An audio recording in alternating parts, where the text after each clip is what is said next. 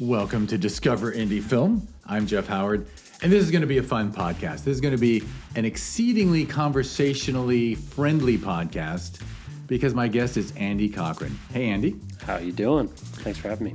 Thanks for being here. And I'm going to go out on a limb and call you my friend.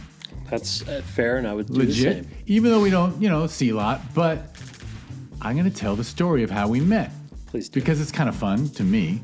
And it also shows that I can be an asshole, and then I can reverse my assholery, which is, I can't remember what, it was probably Film Invasion LA. You sent an email to Film Invasion LA asking if we would consider doing immersive films, AR, VR, whatever, films that you watch on a visor. Yep. Is that the visor the term we use these days? The really nerdy term is HMD, head-mounted display. Head-mounted display. Ooh, I like that. But it's so loveless. It's very gross. And my immediate response was, nah, no way. I was thinking, we spend how much for that movie theater to rent it? Why would we have people looking at things strapped to their heads? I just couldn't wrap my head around it. And I think you replied and said why don't you come over to the studio and check it out or something? And so instead of being a dick, I actually did it. And then you showed me your film, The Carrier, which is very cool, and a very good use of the technology. As you point out, it's immersive 180, right? Yes. It's 180. Yeah, it's a 180, not a 360, which was rare when we filmed it. But it's gotten more common. Apple, the Vision Pro, they're really pushing 180. Oh, God. Like for all the immersive films that Apple's doing right now, they're all 180, and it's like total vindication, That you were parking up the right tree. Yeah, because it was we filmed in 2018 initially, and then put it on ice, basically because of COVID, which we can get to why COVID and the Carrier didn't merge. Look, COVID really didn't help anybody. It didn't help anybody, but it was made at a time when everything was 360. Right, and the big thing they were pushing was that you could turn all the way around and live in a whole artificial world. We can really go deep on that crap. We sure can. Because as you know, I have confessed to you that I was on Second Life with more than one existence, and that was cool back in the day. And that was immersive 360 in a way. Absolutely. Yeah.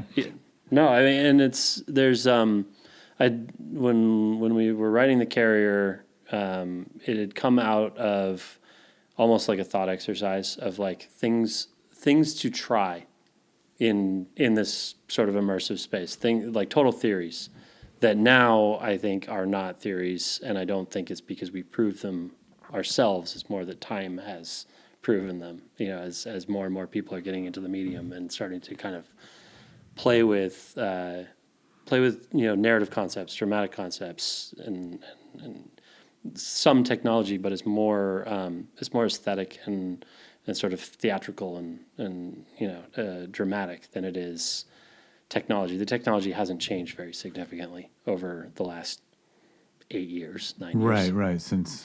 Right. Well, so after you showed it to me, I said, okay, I get it. This is more than nifty. And then we discussed it and somehow put together, I think I might have said, when you said it would just be sort of like you could get equipment and we could set it up. And we have this great big lobby. We got this area next to the step and repeat. So for Film Invasion Los Angeles 2024, there was a VR pavilion of sorts. There was. Right there.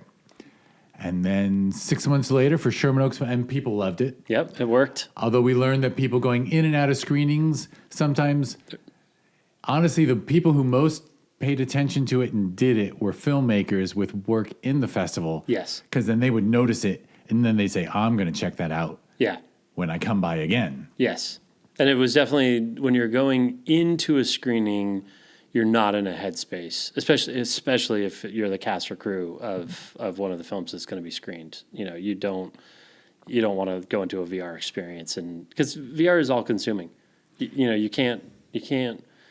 You shouldn't, but you can be on your phone during any other form of entertainment. You can text during a movie. You shouldn't. You can definitely be browsing the internet, while you're watching a TV show or whatever. You just in VR, you just go away. You're just, Yeah, you're like in a separate room. Yeah. You're 100%. And if you're in a theater lobby with your friends and coworkers or whatever, it's just not a good idea. So we learned. And then the cool thing was, and then this was extra cool because the nonprofit that runs Sherman Oaks Film Festival got donated this beautiful space for an opening night gala. And I was like, because there was a wall where we could screen trailers and things. Mm-hmm. So I reached out to you and you're like, oh yeah, I'm in. We can do that. And so you, so kindly volunteered your time and equipment and allowed us to not only have trailers showing on the wall, but then in a beautiful upstairs area of this big, beautiful space, we had a kick-ass VR pavilion that was super popular. Like, people really appreciated it. We didn't have enough headsets. We had, there was basically every headset up there was in use the entire. Yeah. And if we'd had signs that said VR pavilion upstairs, then we would have had a problem because a lot of people downstairs didn't even realize. We were at capacity the whole time. You were at capacity, and we didn't even tell people. They had to wander up on their own and discover it. And no, totally. And we should have. I think that was a good test for demand in that environment because it was like when you're in that kind of environment, an opening night gala, where is your headspace at? Are you trying to network and therefore you don't want to get into a headset, or are you in various modes? And it seemed like there were people that kind of were switching between wanting to network, wanting to go to the bar, have food, whatever, come upstairs. So there was a good kind of natural churn to what people wanted to do, which you don't get that at a screening. And I've done VR at some of the bigger festivals, and the ones that I would say are successful at being a screening of VR, they're very high volume. They have 50 headsets and they're doing these large screenings, but that's insanely expensive. That's, Samsung has to sponsor that, and Oculus has to sponsor that. You need someone, because you need a PC for each headset. And you need docents, and you need so those kinds of screenings can work, and they're pretty high volume, which is cool. But that's Oculus just doesn't do that anymore. They used to have a bunch of headsets that they could kind of move around the country, and sponsor and support. But it's nobody does that anymore. There's nobody to go to kind of get that kind of support. So it's that's I don't think VR in particular is in decline, but it definitely flatlined during COVID, and it hasn't sort of hockey stick back up from that flat line. And that was when I reached out to you. I was kind of in the middle of the carrier's now, done with its festival run, and we're looking at sort of releasing and what does that look like. But that festival run started with, I guess maybe we should give the 30-second story of how the carrier came about. It was like I was saying, a big experiment, and sort of let's try these different things, and I can kind of describe what they are. But I was about 90% done with it. Edit was locked. Sound mix was pretty much done. Didn't have a color and hadn't finished the visual effects, and I got very busy. So I started working for MSG for Sphere, and my free time went to near zero. And so we were talking about how do we finish this? Do we pay somebody to do the stuff that I was planning on doing myself? And then COVID hit. And the carrier is about a family fleeing a pandemic-y, zombie invasion-y kind of thing. And I just immediately was just I don't have time because of work, and nobody wants to experience this right now. It's not a horror, but it's definitely a very claustrophobic thriller about being stuck in a pandemic. And if you're, mid-2020, that's the last thing you want. And my wife, Stacy, did kind of disagree where, there were people that were watching Contagion, and there were people that were, going back and watching The Hot Zone. And and didn't Outbreak shoot to the top of Netflix? Yeah, it was Contagion, Outbreak, Hot Zone, all these really awful things, were all kind of like, spiking. And so she was like, there are people that want to do this. And I don't think she was wrong, but I felt like it was picking at a scab that nobody, wanted. And so we just, basically iced it. And then end of 22, left Sphere and had time again and was like, I don't know if the world's ready for this, but like I think so. So we finished all the color, did the visual effects, finished the film, and then I reached out to some of my old friends and contacts in the VR world and was basically like, hey, haven't talked to you since before COVID. COVID sucked, and I know it sucked for you. How's it going? Like, what's the landscape look like? Like who's doing VR?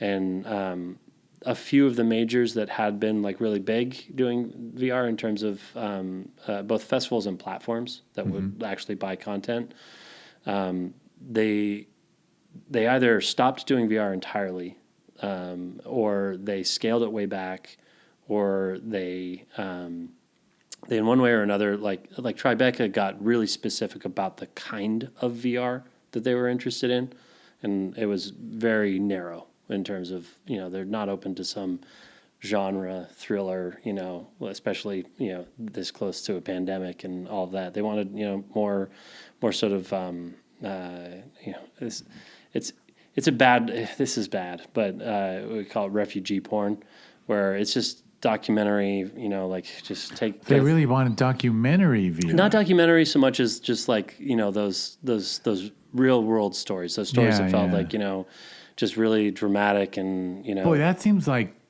I mean, maybe they had research, but that seems like the opposite what you want when you're, because VR, you can look at anything, so why look at there reality? It should be unreal. There was a string of critically sort of, well-received films that were just kind of like, hey, we took a 360 camera to the middle of Africa and found a, delightful little girl, and we followed her around for 3 days, and then we kind of cobbled that together and told her story, and then we paired up with UNICEF or somebody to use that as a, fundraising vehicle, and it was a critical darling, and there was a lot of that going on, and that I get, and certainly like the BBC Nature things are that would be amazing for this, I'm sure. No, absolutely, and there's a ton of that stuff, and to a certain degree, that stuff's really easy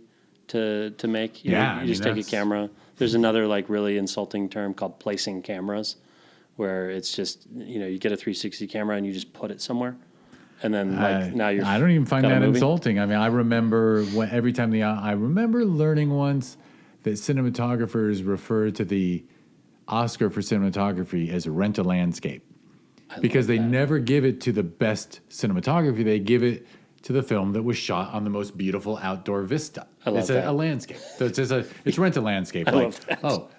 Oh, you're the guy that shot Dance with the Wolves? Congrats, you get an Oscar for that, because Hollywood doesn't actually know good camera work from bad. They just know, well, it's impressive to see 1,000 buffalo running across a plane. Yeah, and it looks good on a big screen. And and so there's definitely, there's been a lot of that. And so, the friends that I talked to were kind of like, the landscape's definitely shrunk, in terms of like, the festivals that Sundance had killed the New Frontiers, which is now back, but the temporary sort of pause for 23 and I think 24, or maybe it was back in 24. But there were just these places that you used to be able to take a VR thing and maybe have a shot, and it was like you can team up with a YouTuber that has a pretty big following and hope for maybe 100,000 views, and like. Just jump it on their channel basically, and know that like the vast majority of those will not be in a headset. And this stuff, more so, like with any camera, with any cinema, looking at raw ungraded dailies and a work print back in the day, rough cut now, like it's hard for many people to see through the warts, and so you do need to kind of like show it in its best intended light, as big as possible, as with the best sound mix. Like it definitely is hard for lay people to view anything that's not in its like desired form. VR, not in a headset, is impossible to view because the format is equirectangular, where it's like a unwrapped globe, right? So it's Mercator style projection, where obviously Antarctica is not larger than every other continent on the planet, but when you stretch it out like that, it looks like that. So, you know, when you look at 360 or 180 video in that sort of flat form, things are too small, they're too far away. Yeah. When you squeeze it into that 16:9 box, it just doesn't look good. It's distorted on purpose, or it's distorted for that. Yeah, exactly. And so, you know, they're like, you could put it on YouTube, but like, just know they're not going to look at it on a headset. Which, when we were doing a lot of you know, like branded and sponsored VR early days, we just had a rule, like if you were not watching it in a headset, we're not listening to your notes. Because the notes will be like, you know, like they're way too far away. And it's like, they're 4 feet away from your nose when you're in a headset. They're way too close. We need to move them back. And it was like, no, I looked at it and it's tiny. They're absolutely tiny. You know, like the couch next to them is enormous. And I was like, no, it's not. Like, it's not a couch. That's a love seat. It's just being stretched. You know, you have to view these things in context. So it's a challenge. I mean, you're describing the challenge of being cutting edge. Right? Yeah, because you're making something in a format that most people don't have, and the few who do, it's interesting. I do know one person who's a director who really enjoys watching stuff on their headset. Yeah, that's like one person. It's rare. I've ever met. It's rare. And he's like, "Oh, you got to come over sometime." Like, I even like it's in, you know, because like I guess while he's watching the movie, he can turn and look at like the stuff along the walls. Yeah. And stuff. He's like, it's like I'm in a movie, I'm in a theater, and I'm like, that's pretty cool. It's pretty cool. It's an incredibly high friction medium where, I mean, even myself, you know, you'll finally find the time to sit down and have an hour, maybe 2, and like the headset needs to update, and then you forgot to charge it, or like one of the controllers is out of battery, so you have to go find the battery, and then, you know, you start it up, and the app that you want to get for some reason needs a login, and then you need to like log in on a PC because you can't log in on the headset. It's a really, really high friction medium, and I love it dearly, like as a creator, and I am fascinated by it as a technician. But it is very niche, and I think it's in its own way to not be niche, and it's the only way that any sort of, you know, VR filmmaking becomes anything approaching mainstream or, you know, widely sort of known is when we're in headsets for other things. You know, when you're in a headset for your job, for whatever reason, you're reviewing CADs or I don't know, it could be anything, doing virtual meetings. It's very low friction to just kind of, it's actually like you would seek it out to have like a 15-minute little thing that pops up while you're waiting for whatever, you're already in the headset. That I don't wish that future on society, that we're in headsets all day, but I think that's the scenario where, you know, where this stuff does become a lot easier for people to just kind of casually consume it. That is the interesting idea. Yeah, I mean, I want the idea of replacing my 2 monitors with a Vision Pro is not appealing, right? Because I mean, maybe I would like it if I gave it a try.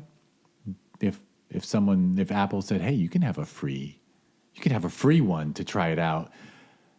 I don't. But I'm not sure of like 6 hours. I'm not sure it's how you'd want to do it. They're hot. They're heavy. They're, you know, they're blurry. You know, like a lot of work. There's got to be eye strain over time, yeah, or is that they've solved that? It's not too bad. And like as a glasses wearer, the biggest challenge is like I need to wear my glasses because I'm not going to get custom corrective lenses for every headset that comes out.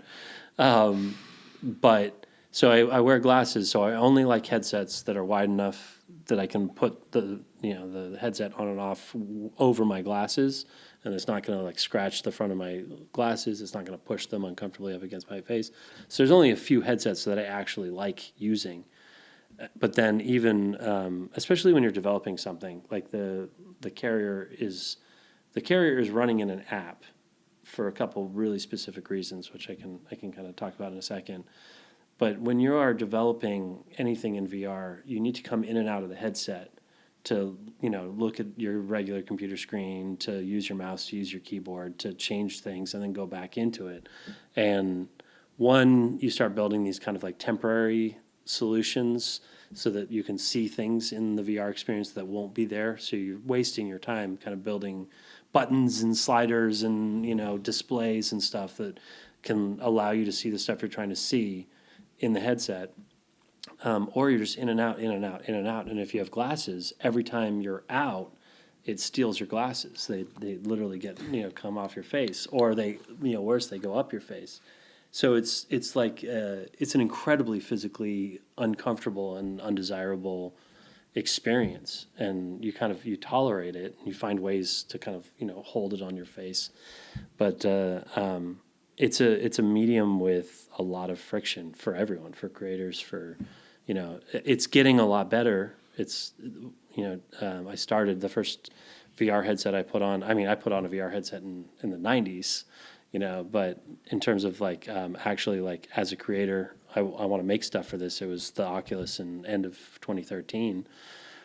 And there are things now that are a button, if not a fully automatic, option that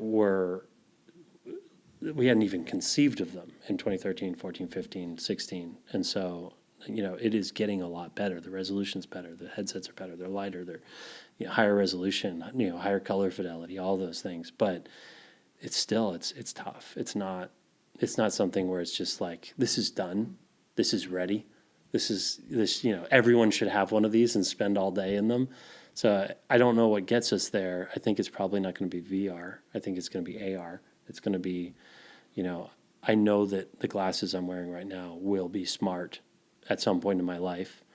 There will be heads-up displays and floating windows and phone calls and text messages and that's true, in more things. depth, and yeah. Like I'm 1,000% certain that in my lifetime I will daily, 10 hours a day, 12 hours a day, wear smart glasses that can do some kind of video immersive playback more than just a heads-up display.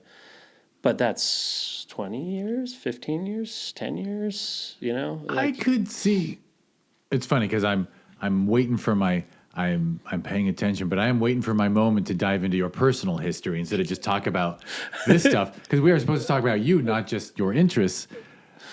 But it does feel like if there was a killer, I know the term they normally use is killer app, but if there was a killer entertainment property, if there was something like, the reason some people get a certain streaming service is because you just have to watch. I don't need Apple Plus, but I got to watch Severance. Everyone's on. So if there was a new movie that was like, holy fuck, you got to if see you this, see this thing, I'll create the fake scenario where it's on Apple Plus, and it's like, if you waste money on this Apple Vision Pro to watch this amazing new thing starring the most popular actor of all time, like Meryl Streep is like amazing in this Shakespearean thing in outer space. If you watch it on this headset, it'll break your brain. Like, you'd sell some. I think you would. But the problem is, if it's only one thing, then people don't stay with it. Like, at that point, you'd have to get them. Well, you'd have to give them more. It's like I think VR is like an 8K TV right now. Yeah, right? Exactly. There's no content. And there's no reason to get it. There's no distribution. It's expensive. It's more expensive. You can't tell it's better because our eyes aren't good enough to see. Anything under 85 inches, like, it better not be 8K. We've got like 55, and it's always funny to me when people get uptight about resolution and stuff, because I have watched 1080p on our 55-inch 4K TV. You can't tell. I can't tell. You can't tell. And even if you put up, a zone chart, like one of those black and white, focus charts that will show you down to the pixel if you actually are at the resolution you say you are.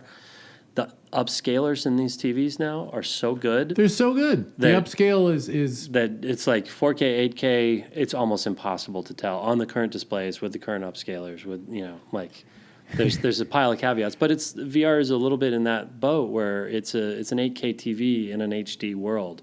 You know, it's like even with a killer app, there's still a lot of people that are just like, I just can't see myself wanting that beyond that. Yes, I want that killer app. I want to do that thing, but I don't know that I can justify the full cost of it, you know, for that one thing.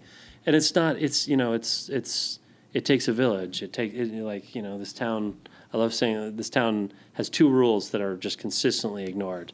Never show the monster, and content is king. And everyone says it like it's gospel, and everyone believes it. And the first thing they do is make a CG monster and put it in the trailers and show you the monster. And the first thing they do is undervalue and underfund and underdevelop the content. And they focus on the platform. And VR is 1,000% in that boat of Apple. They're working on the tech specs of the Vision Pro, and not what you can watch on it, while saying content is king. Yeah. But not, and it's also, you know, content is king, but then it's the same boat of like, everyone says that sound is just as important as picture. And then when the budgets come up and the crew, you know, we're crewing up the shoot, it's like, do you need 2 sound guys for this? Could you do it with 1? And, you know, do we really need that much money for the mix? Could we do the mix cheaper? You know, so there are these things that we say we value that we don't, and VR is full of, there's no content because nobody thinks that content. Apple in 2013 into 2014, you could develop VR on OS X. It was completely possible. The drivers worked. The Oculus DK1 worked. They literally updated the operating system to push VR off of it. They made it impossible to develop VR on OS X. You can develop an app in Unity. You can't build for Windows. You can build for Android. So you can do Quest and, you know, and Samsung Gear VR and stuff like that back in the day. You can do that on a Mac, but you can't do PC VR on a Mac. And they lived in that state of having pushed all of the content creators, all the software developers, all the platforms off of OS X. And then they come out with this headset, and they, behind closed doors, because they want to keep it a big secret, talk to a very small handful of developers and basically say, you know, come to us. And so a bunch of people took their money and made little 3-minute, 4-minute demos that look great in the store and really make you excited about the platform. And they announce, you know, we're working with this big director and this big company. We're doing this great thing. But it's not that they undervalue the content. They actively blocked the development of any content for this medium up until the Vision Pro finally came out. And then they opened the floodgates, but they opened the floodgates as like, you got to use Swift. You got to use this programming language that none of you know. You know, because you don't develop, you know, OS X apps or iOS apps. So they launched with a bunch of great demos that make it look good in the store and sell them, and very, very, very, very few full experiences. And the ones they did have were mostly just productivity apps, you know, Messenger and, you know, God, Safari. I wonder. Drives me nuts. But maybe instead of asking another question about it, because I can follow any of these threads. These are the things I love. I bet you would guess I'm about to say, like, this is the same company that, like, gave everyone in the world iMovie for free. Yeah. Like, a whole generation of video editors. Yeah.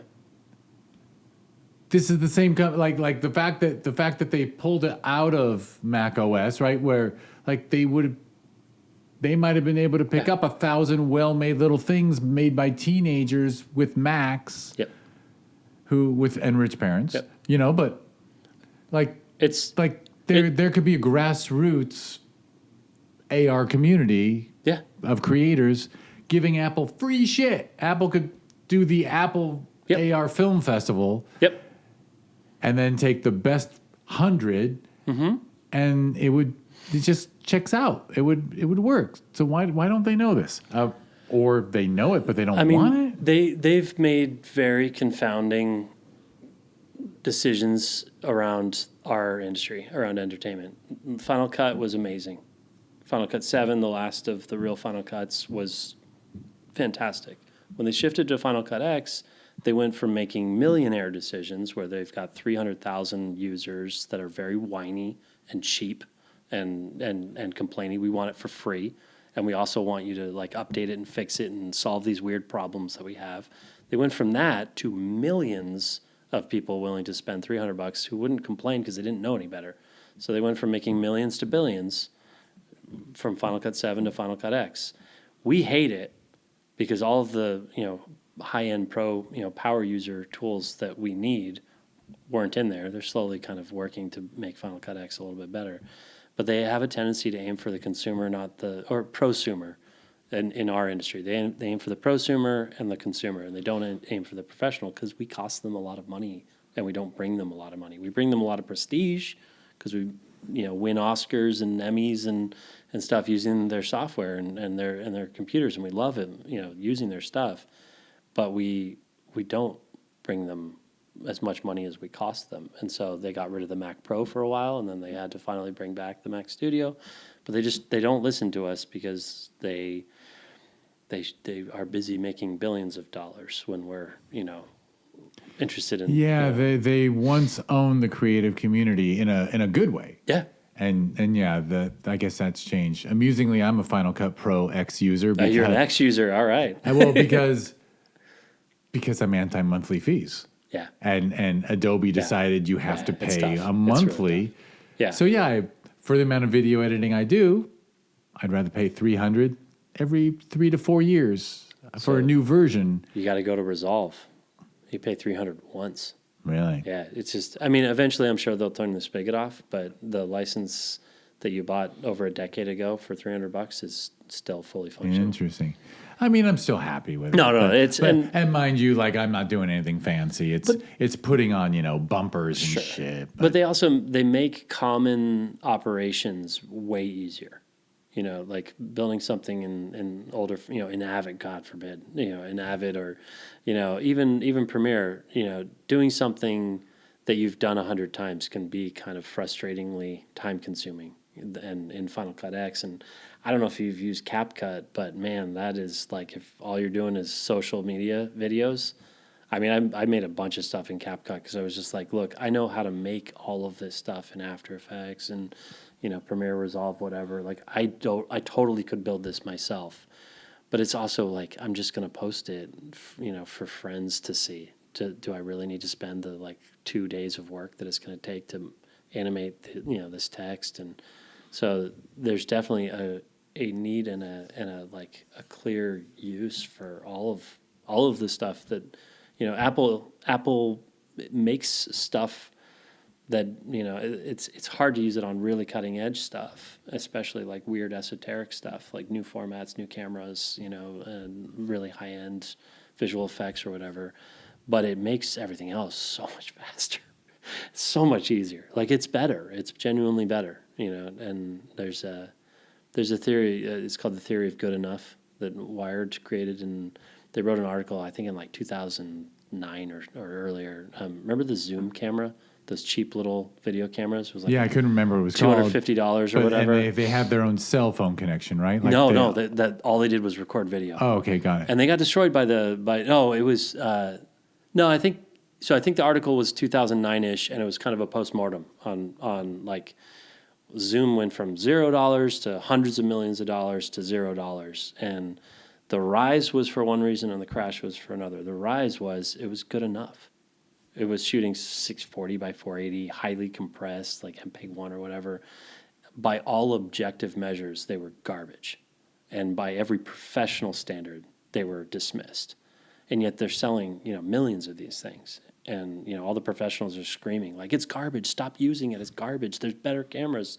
They're only $4,000, $8,000. Like, why are you using a $250, piece of garbage? And the answer is the theory of good enough. It was good enough. And their decline was the smartphone was good enough. The iPhone was 2007, and by 2009, Zoom was done. And they were done because there was something else and it wasn't the camera you have on you. It was good enough. And we're seeing that now everywhere. We're like, Final Cut X, it's good enough. 4K, it's good enough. There's a lot that the vast majority of people just don't care about above that level. And it's not that they don't have taste. It's not that they don't like good things or, value quality. It's not that at all. It's just that, like, this is not the most important thing in their life. And this version of it is good enough. Yeah, yeah, consumer level. It's good enough. Yeah. Yeah. Because that's really just it has to be good enough for consumers. If you make it too good, yeah. CapCut's good enough. It's the difference between a Camry and a Porsche. Yeah. Yeah, the Camry's good enough. It's good enough. I don't need a Porsche. No. And also, especially if you don't enjoy driving. Right? Yeah, if you're not if you view it as like purely you don't live like to drive. Yeah, like if you genuinely do not care what your car is, if it's got enough tires to drive, and it's not going to break down on you, and it's not going to be a money pit, that's good enough. It doesn't matter what it is, and there's definitely like a lot of Apple has very quietly started to kind of accept that. There's a lot in the Apple ecoverse that's just good enough, and you're just kind of like, if they just did this, it would be amazing. And it's like, Final Cut X it's good enough. It does what most people need. Lord knows it's not. Yeah, exactly. It does what most people need. It's good enough. It's good enough. It's good enough, and it doesn't mean it's bad. It just means that, like, for the amount that you need. If you're a professional editor, it's not for you. Nope, it's not good enough. And if you're a casual person, if you're just shooting on your iPhone and cutting together grandma's birthday, it's good enough. Then that built-in credit sequence they gave you is great. Yeah, and for that purpose, right? That like quick thing that you just need to jam out. That like it doesn't need to be perfect. It doesn't need it's not your opus. And honestly, that's what a lot of ChatGPT kind of stuff right now is, where it's like, I don't need to write that email. I need to write that email, but I don't need to spend 15 minutes like wordsmithing that email. There's a lot of that kind of communication going on where like AI in many instances is good enough. Like a lot of the stuff that's coming out that's more like memes where you're just like, oh man, look at that. I don't know if you saw the Severance babies. Did you see this? I haven't seen anything yet. So just in the last day or two, somebody used AI to basically make, not CG, it's AI, so it looks fake, but, photoreal for AI, babies of every character in Severance. Good enough. Not worth hiring MPC, or no, they're gone now, but ILM. Industrial, yeah. Not worth spending several $1 million, look deving and modeling and lighting and rendering and compositing. Literally, like, doesn't need to exist if that's what it's going to take. But because of AI, they made this little joke, and I saw the video, and I one viewing is enough. I don't, it's not my favorite video on the planet, but and everyone's like, oh, look at that, you can tell it's AI because of this, and like, real artists were, like this took work away from real artists, and it's like, no, it didn't. This is good enough. This was never going to get made. There's no reason to make this. This has no value. Like this is a quick little joke, and a lot of the stuff that people are jamming out with AI is they don't care that there's 6 fingers. They don't care that you can tell that the skin looks plasticky or the camera movements are weird. They're not trying to create their life's greatest work. They had a funny thought. What if all the characters in Harry Potter were rednecks? Like we just do a trailer for Harry Potter. Just prompt it and show it. And then you're done, and it's good enough. It's okay. I will confess that we got for the last festival for Film Vision LA just over a week ago, the final deadline passed, and a couple of people said, like, do you accept films with things from AI? And our pat response is, we consider AI just another type of VFX. If you used it, we have no problem with that. Yeah. But I can tell you, as a member of the jury, I've seen some things, and I'm like, wow, they thought this could be submitted to a film festival. Yeah. Like, no, it's like an AI face talking with the lips moving, and it's the whole thing. I'm just like, I mean, this isn't good. It's not. If you made a good film using AI, I don't care if I can tell or not. Yeah. It just has to be good. Yeah. I mean, I have a very utilitarian view of it. It is just tools, and it's my theory right now is that commercials all creatives working in commercials are going to be not working in commercials in 2 years. And it's going to take that long to replace all. It's not replacing humans. It's every brand, every agency is spinning up an AI team right now that is pennies on the dollar to hiring hotshot directors and paying 6-7 figure budgets to shoot stuff to make commercials that nobody watches. Nobody likes commercials. That's true. There is not a single person alive that goes, oh my God, I can't wait for the next commercial break that my streaming service is now forcing me to watch, because I bet you that new Duracell commercial might be coming up, and I love that Duracell commercial. Commercials is pure commerce that artists conned brands into putting art into. And the brands have never liked us being in there. They just want their logo, they want the price, they want the website or the phone number, the QR code. They want smiling people that look like they love the product, and everything else is a frustrating thing that a creative convinced them that they would want. And now AI offers them the opportunity to finally get rid of all those annoying creatives that are trying to inject their art into pure commerce. Commercials are done. And not for humans, for creatives. Commercials never... The commercials are back. Because they're coming back. We're going to end up with they're going to be 100% AI. No more SVOD. Yeah, we're going to have commercials. But yeah, they're 100% AI. We actually, in my household, we watch a fair amount of Pluto TV because I'm moderately addicted to the Neil deGrasse Tyson channel on there because of 24/7 Star Talk. Yeah, I get it. Love it. I get it. And therefore, we see commercials over and over because they only and have it's the same commercial too. They only have 3 to 6 commercials in rotation total. Yeah. For months. Yeah. And so my wife and I see them over and over the same. And I say to her, isn't it weird that we have these commercials memorized? And no one we know can we say to them, hey, did you see that gambling website ad that's has the waitress that says that ridiculously dumb thing? Yeah. Drives her nuts what this waitress says. But it's not, at least it's not AI. But there are AI commercials on there now. They're coming. And it's always like a product from overseas or something. You can tell it's like a... Well, the big splash... It's got a Temu vibe. Big Temu vibe. The big splash over Christmas was Coke did, their first all AI commercial. And everyone attacking it was kind of coming at it from a, here's all of the reasons why this ad is objectively not good and why we should, as a society, reject it. And I was just watching all this, vitriol being leveled at it, and I was like, it's good enough. It's good enough. It's good enough. And it's what Coke looked at it and said, that's good enough. That'll do. Well, I mean, the budget on that versus what they would normally do for their holiday commercial.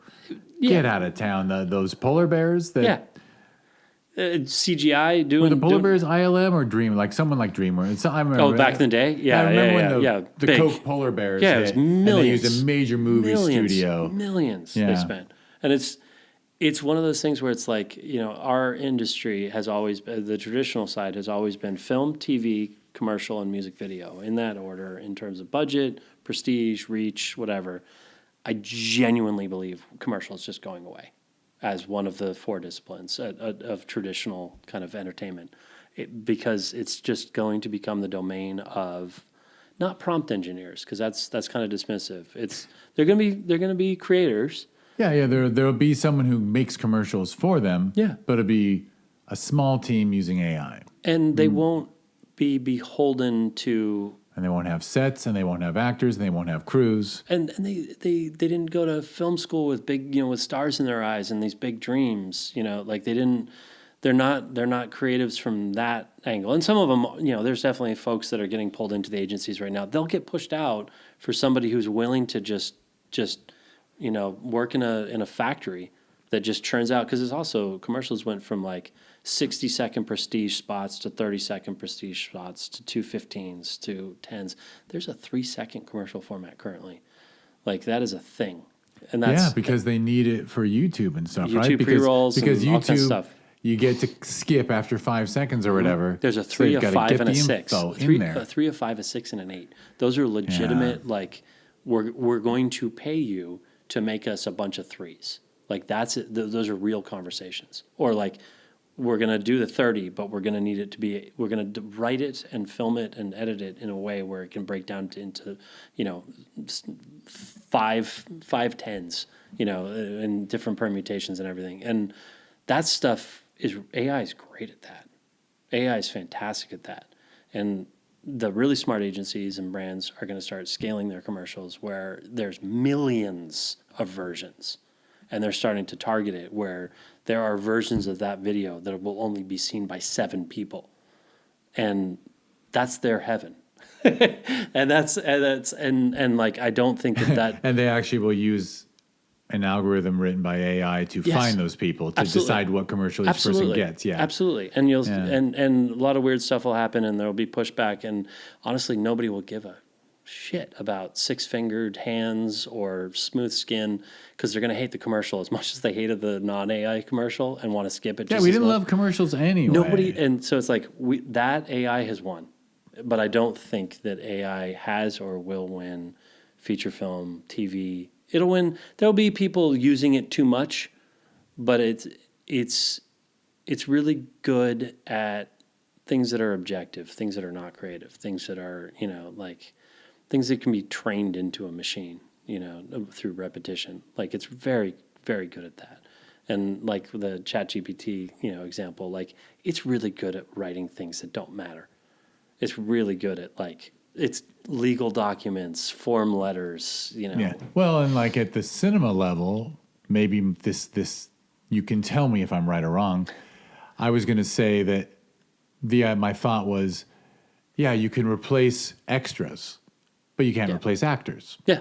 But AI extras, you don't look at Did it the ever extras matter? with any kind of detail anyway. Did it ever matter? No, we're not supposed to notice them. Yeah. So if they're AI generated and you can't really tell because you're not paying attention, you just look.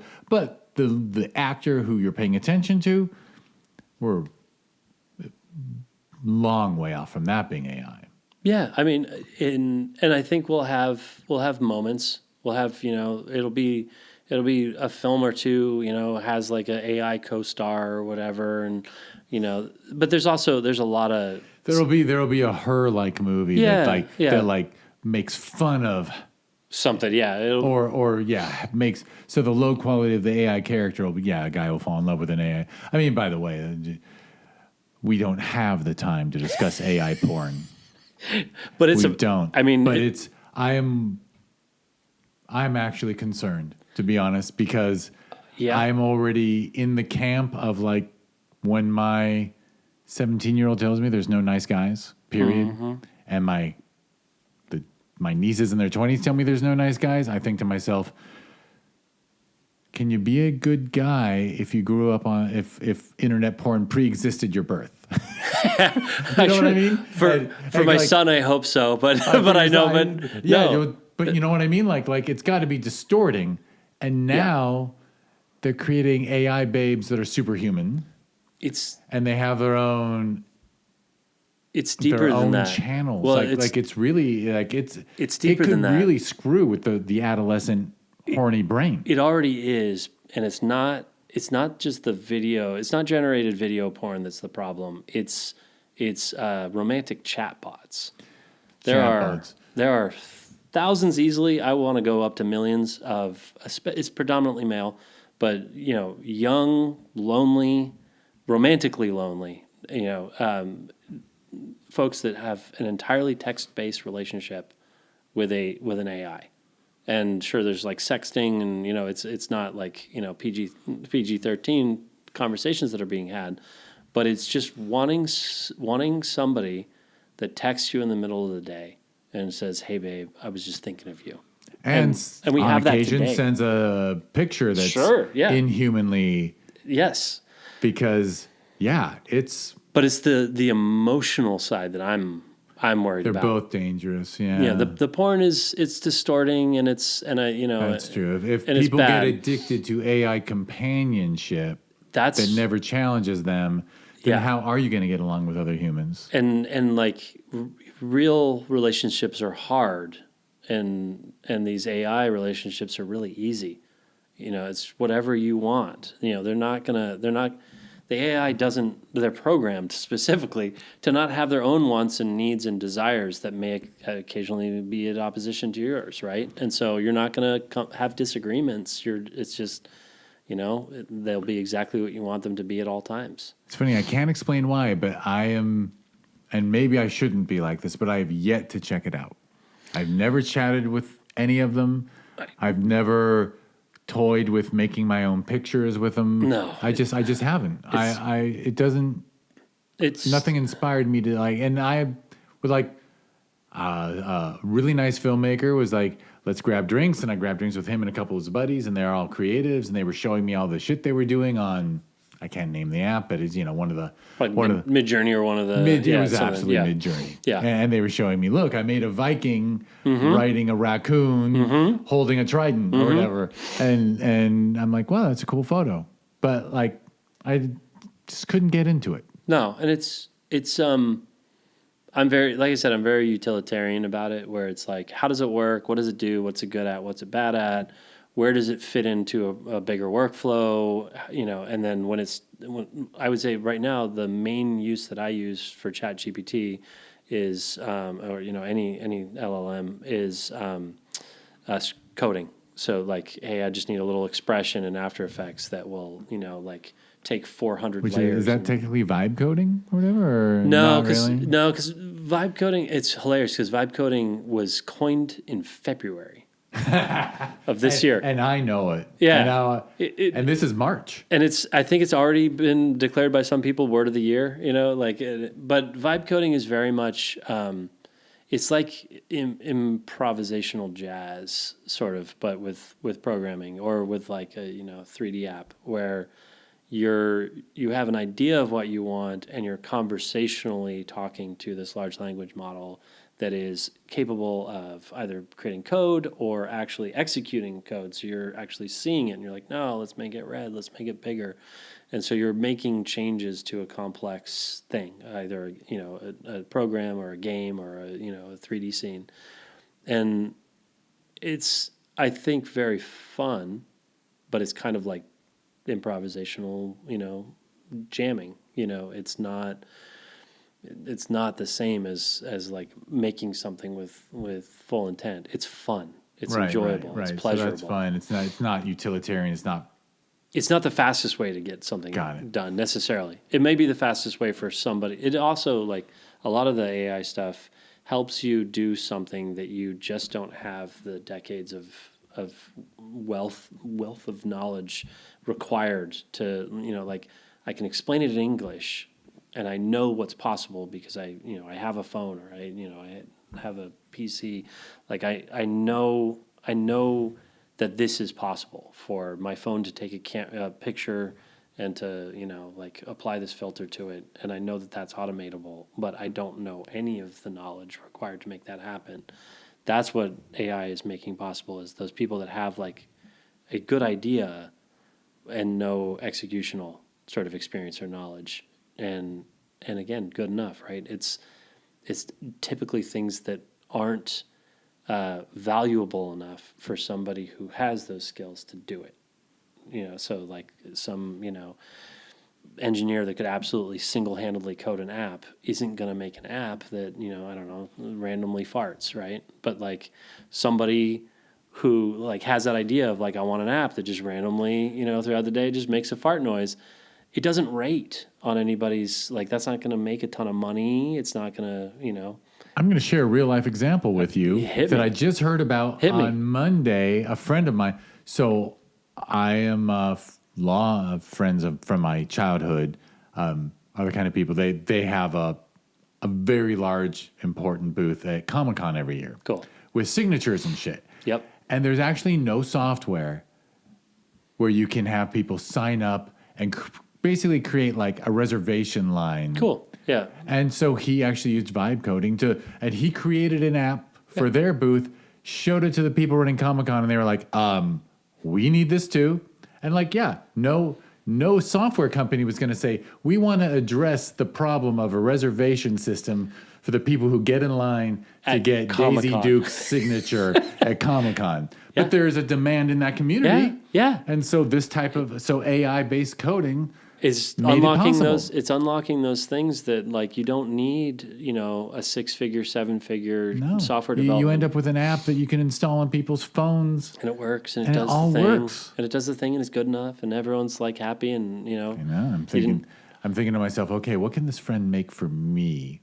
What do we need at the film festival? You can make it. You can make it. I guess I could. And I think that's for me, there's a lot of, as a creator using AI, your head is on a pivot right now where everyone is really, trying to defend the humans, and anyone that's using AI is joining the machines and bringing on the downfall of humanity. And that's not the reality, but that's the attitude of many people, and it's. The ones who watch too many nice. I know.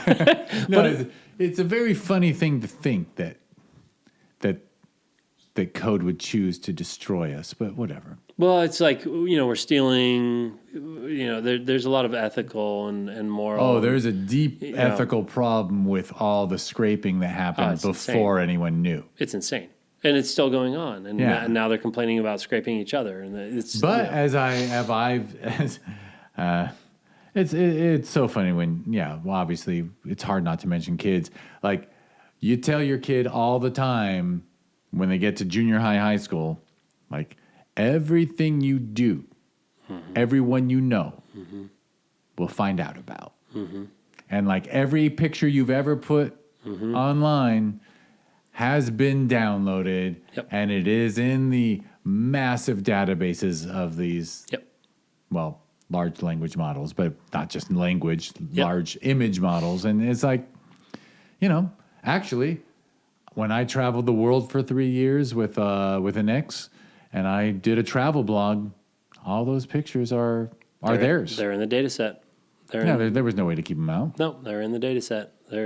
I use that fucking Google Blogger tool. Oh yeah, you mainlined it. I probably agreed. You did the data entry yourself. I probably clicked somewhere and said, this is yours too. Yeah, whatever. Yeah, exactly. No, and there's. It was a beautiful thing because when a hard drive died on me, at least I had it was like it was a pre-cloud backup, like pre-Google Drive. I still had all that stuff on Blogger.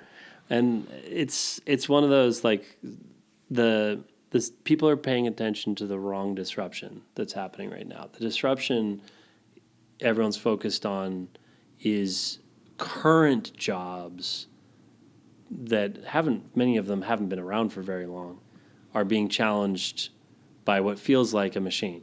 And it's like, no, current jobs are going to be replaced by new jobs that aren't going to look anything like current jobs. And everything that it replaces, kind of ringtones, right? Like, ringtones were nothing, and then they were huge business, and then they were nothing in a span of like 3 years, 4 years or whatever. A bunch of people made a ton of money, and I bet you the people that made a ton of money really wanted to pass laws to ban making your own custom ringtones, and force the phone carriers to put whatever. That's a little bit of what's happening right now, is that like if you're an animator, right? You probably grew up watching a bunch of hand-drawn animation, fell in love with the medium, and wanted to get into that. And you're most likely staring at Maya or some other 3D program with a bunch of keyframes and a curve editor, so tweaking Bezier curves. That's not what you got into this to do. That is just the human-machine interface that exists to do the thing you wanted to do. We're changing the interface. AI is replacing that interface. And it's replacing it with really cool human things. Like, if you want to be an animator, get your phone, which now your phone is a full motion capture studio. Get rid of the curve editor. Get rid of the rig. Get rid of the 3D model, the UVs, the textures, the things that you have spent a lot of time learning and perfecting and mastering that you think is the job. But that's just the interface. The job is breathing life into a digital or hand-created character, right? Like, it's acting. It's acting through some medium. So we're going to take all that Maya, CG sort of interface away and replace it with you and your camera. It's getting like, no, I want the face to go like this at this moment, like, do that.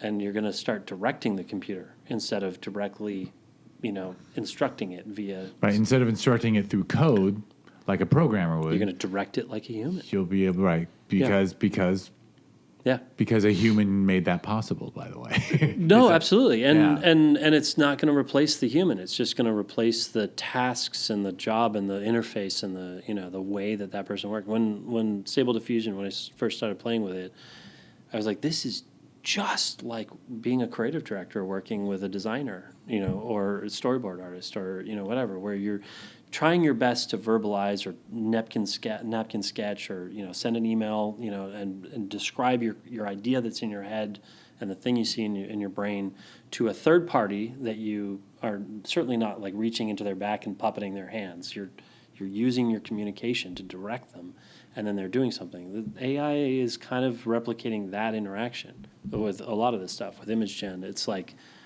you look at all the tech, and it's like, okay, so this is literally like the image to image. This is a napkin sketch. You can just literally just do your best to draw what you want, and then the AI makes it better. And so there's a huge component of like humans are not gonna get cut out of this.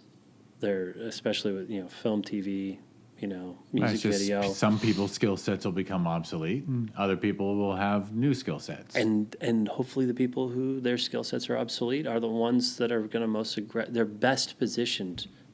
They're the only ones that know how to do the old way. So now that we've got a new way, you've got people that don't know anything or people that have decades of experience. Who's going to fare the best? Right, like the film editors who worked on flatbeds.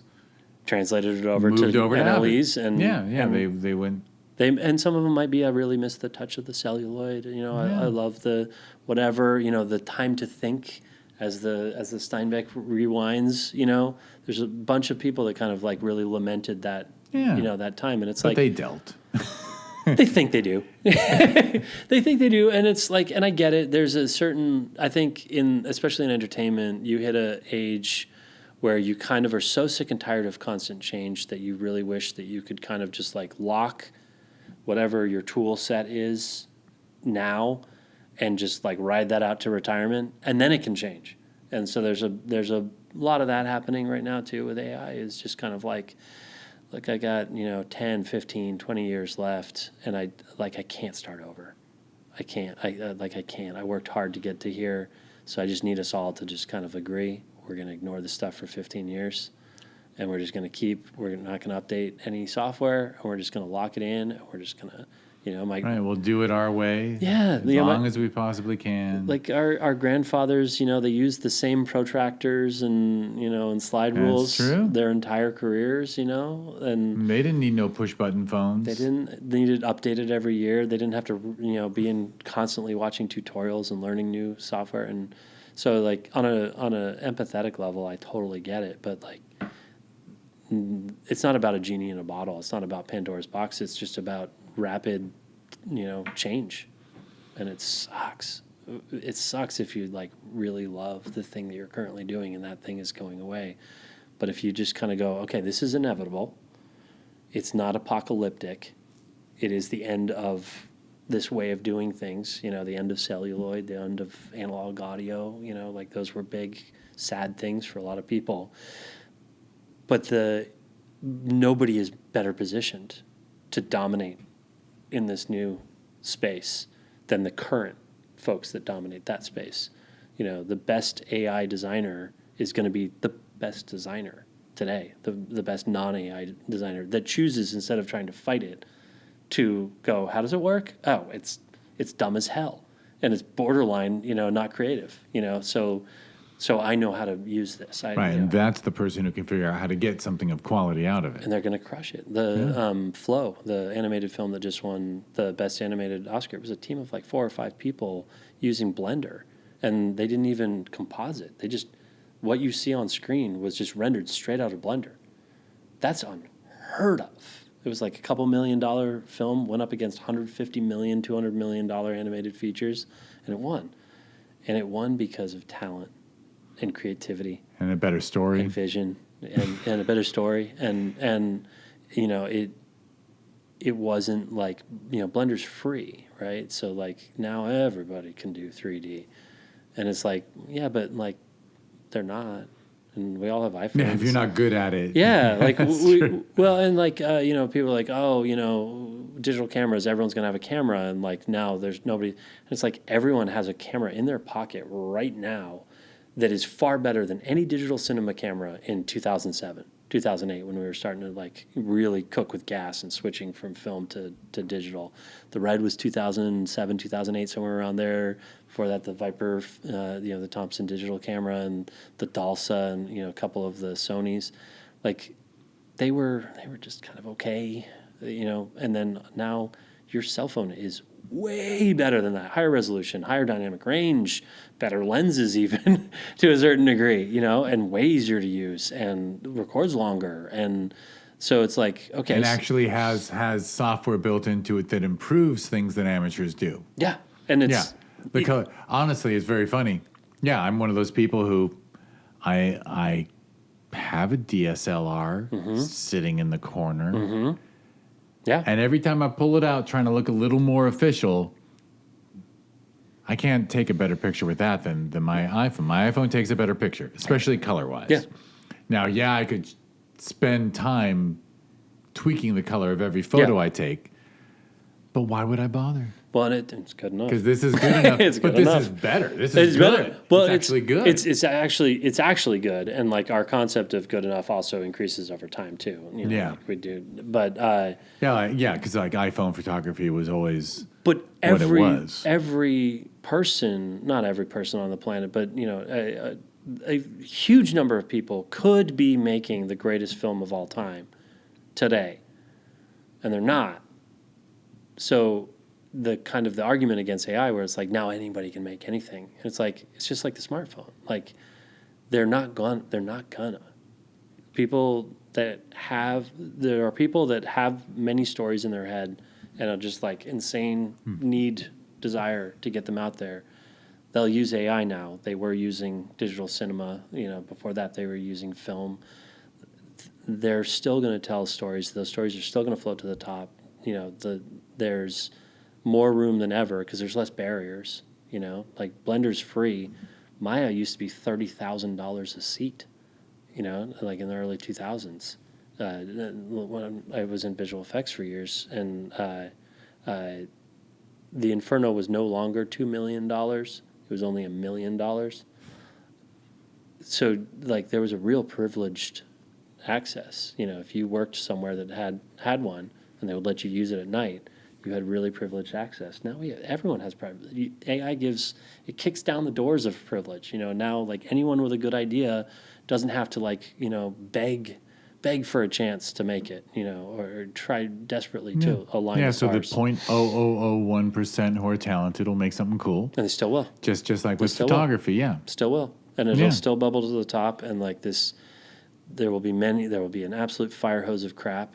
But there was already. There already was. There already was, and there has been for forever, and so it's like, there's huge opportunity in it for true creatives. And I think there's just a little bit of fear where there's people that are, like, well, I can't do hands, so I can't make my movie with it. Like it's like, are there hands in your movie? I'm really, well, I don't know necessarily what I'm going to make yet. It's that sort of like, oh, okay, it's obliterating your excuses. It's taking away your procrastination. You're like, I've got this great idea, but where am I going to get $100 million, and who's going to believe in me? And I was like, A, you shouldn't be trying to, swing for the fences that hard, having never made anything. But B, like, you can make something for free right now. It may not be that, but, it's free now. It's not. It's just free. Your cell phone, is paid for. You don't need any of this stuff. Don't get me started on the motherfuckers who think they have $100 million movie idea. Oh God! Because I've been listening to that for 40 years, and needless to say. All right, so I've done a terrible job here because we're a little over an hour now, and I haven't gotten anything personal out of you at all. Besides the fact that you've shown that you might be the perfect marriage of engineer and artist in a way. You know what I mean? That's what I hope Because Yeah. you certainly have an engineer's mind, but you also have a creator's mind. So we don't have a lot of time. We have time, but where'd you grow up? So how did I get back how did early. I get to this moment? So my dad was an English mainframe computer programmer for IBM, And when you say English, you mean From England. From England, with an accent Did and he speak everything. English? No, I guess. we spoke with English. So how does he pronounce Cochrane? Does it sound much no, better when he says it? No, my grandfather, his dad was Irish, so his pronunciations were amazing. Nice. Okay. Yeah, no, But so your dad was an engineer. yeah, he was just math and computer science, just hardcore. And my mom was an American, and so grew up in upstate New York and lived in England for 2 years, and then moved to Silicon Valley. So a little bit of moving around. Silicon Valley must be a cool place to be a young person. It's terrible. So Really? yeah, so I was there in the '90s, which was like the .com explosion, and got to kind of front seat witness the the slower town turn into a bunch of Maseratis and Lamborghinis and Porsches, and then like crash in the early 2000s, and got to see that whole cycle of kind of that just bizarre Silicon Valley nouveau riche, just like turned everyone into a-holes. Bunch of people who, that character on the show Silicon Valley. So true. The The main doors guy, go like this. Aviato. Yes, Trace Comas. Everyone in that show is brilliant because it's so true. But no, San Jose, the thing I say about it the most, it's a suburb of itself. So most large suburbs, there's a big city nearby, and so you have culture. But San Jose is predominantly, it's a suburb of itself. It's a suburb of a suburb. Yeah, because it's too far to drive to the city, to San Francisco. yeah. And San Francisco is tiny. Yeah, absolutely tiny. The square mileage of it, it's It's a minuscule. thumb, yeah. And it is, it's very Great city, but it's very far away, and you don't go there. When you're a teenager, like you just it's a very boring place. It's very safe, very business centric. yeah, that's where my great college relationship was a San Jose-ian, if that's Yeah. a term. I don't know, a hoser. Hoser. But yeah, it's And college roommate went to Bellarmine. oh, I went to Bellarmine. You went to Bellarmine? I went to Bellarmine. Yeah. See, I know your school. Yep. Bellarmine. Bells. Yep. All boys school, right? All boys Jesuit. Yeah. And it's fascinating to be. My mother was Catholic, potentially tiny lapsed Catholic growing up. My dad, hard atheist, aggressive atheist. And so going to Bellarmine was really interesting, just being, went in as an atheist and then got really sick and tired of getting into theological sort of debates. So then I just declared I'm agnostic because they leave you alone. And There could be a God. I just haven't been proven. I don't know. Maybe you're right, I guess. Might be made of spaghetti. Yeah, I don't know. Who knows? But Bellarmine's fantastic. Jesuits are really interesting because they're like the worst Catholics. Not like they're In a good way. in a good way. Yeah. They're just, they swear, they smoke, they drink. They're just they're very human. And there were a bunch of really great lessons there. I remember sophomore or junior year, my religion teacher, he started and he was like, I just need you all to know I'm a very tough grader, and I grade like this. 1 of you will get an A, 2 of you will get an A minus, 3 of you are going to get a B plus, and went all the way down, and 40% of us were going to get a failing grade and have to retake the class. So you got this prep school, a bunch of Talk about a curve, my God. And so everyone's just slope. up in arms, just how can you do this, and the class is turns into chaos, and he just hey boys, calm down. This is the wealth distribution of this country. I'm not going to do this to you, but I do need that anger that you just felt. You need to understand, this is how stacked our world, our country is. And Which is a hell of a thing to teach young men. It was amazing. That is amazing, because it's a private school where all the parents are sending the kids there so they can get into the best college And and get as high up that scale as possible. Yeah. That's the game. And it was such a such a great.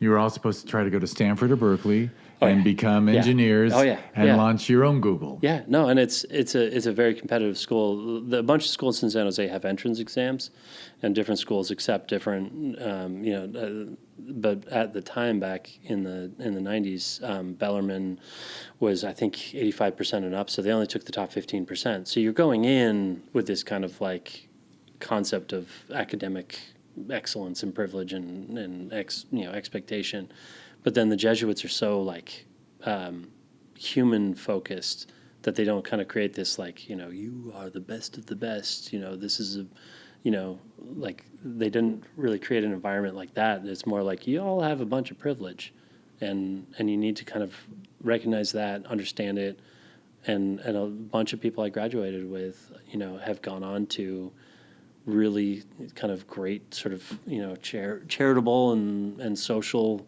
cause focused really interesting kind of rounded that's people. quite inspiring that if you use is the word use if you express your religious beliefs in that kind of way, you can inspire and educate. Instead of say like do this or go to hell, like yeah, that's very inspiring. They're but amazing. you're talking about society and shit. We're not talking about Andy. All right, so high school Andy. Kind of bored. Were you more kind of bored. interested in? Were you were you balanced between? Yes, science and math and technology and creativity. Yeah. Did you draw? What was your creative outlet as a kid? We got a camera when I was, I want to say 8, like a video camera, and I knew I wanted to be a movie director from age 10. Oh, see? Like I got every single book out of the Saratoga Public Library that had anything to do with special effects. I didn't know anything about like anything, visual effects or anything. It was all practical, cameras, special effects, practical, stuff. Almost, I don't even know if I ever have told anyone. Almost burned down, my garage a couple times doing little, pyro gags and stuff, and like burning some stuff that got a little out of control, but like just filmed little, in-camera edited short films by high school was kind of one of the coolest ways to learn editing, I think, because you have to be so disciplined to edit in camera. Yeah, and it's those limitations are so, and like when you mess up, oh my God, like there's consequence. When there's no consequence, it's a little hard to. All right, so you're doing that starting at age 8. 10 was when I was like, I want to do this thing. Right. 10 was when they started letting me use the camera by myself. From 8 to 10, it would, and you're getting the books from the library and just learning about it and just like I loved movies and I just the movie magic. Not necessarily just like specific genre of films, but just.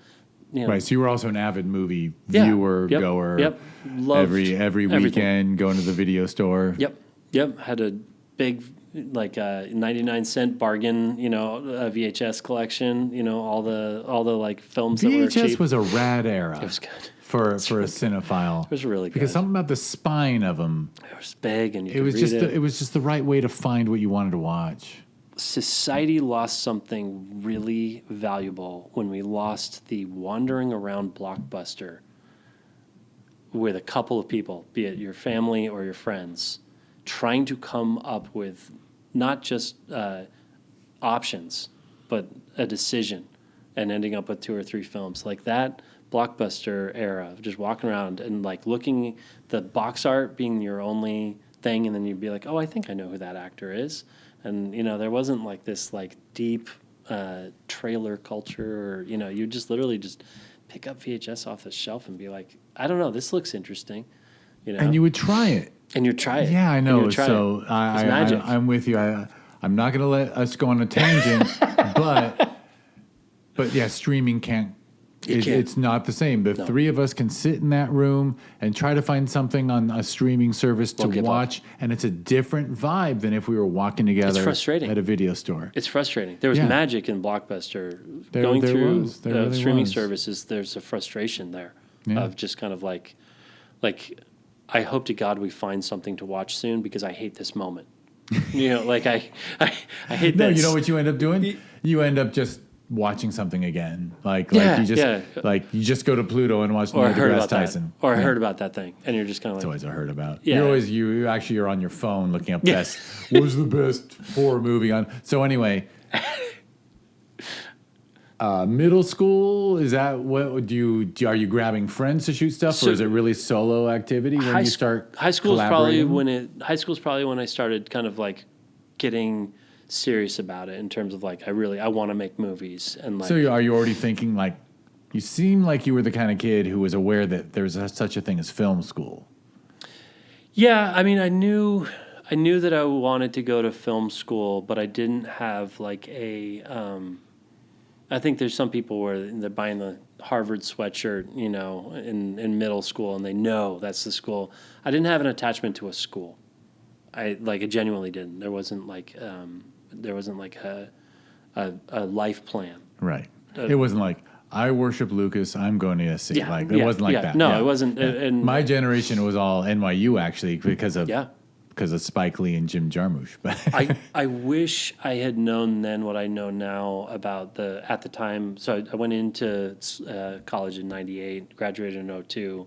I went to USC for film production, but I got into LMU. I think I got into UCLA, and I'm not sure about NYU. But I don't know exactly why I decided. I mean, USC, it was because I got a scholarship and because I got into the school and because I got into the film school, which was like, that was the requirement was, and I didn't have, you know, scholarships to other schools.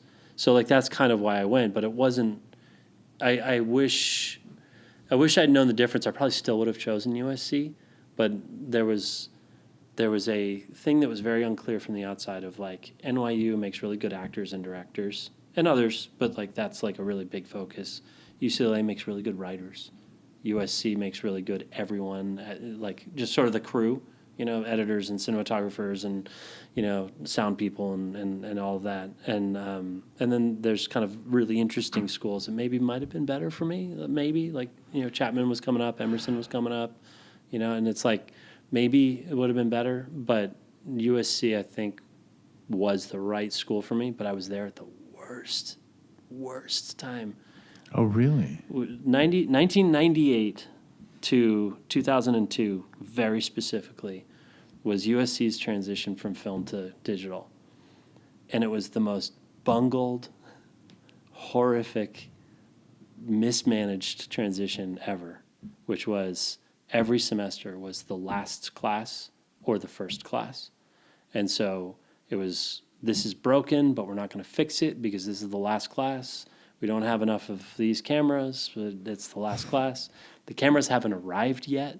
They're on a boat from Japan, literally. Right, so the first class can't do anything. They're waiting for stuff. So we're just going to talk about this stuff in this practical class. Literally, I think it was sophomore year, it might have been junior year, we were all going to be shooting on digital. And, I think it was junior year. And 12 weeks into a 15 or 16-week semester, the cameras arrived. So it was just, and like, we got what was the Avid DV Express, the cheap, you know, the consumer Avid.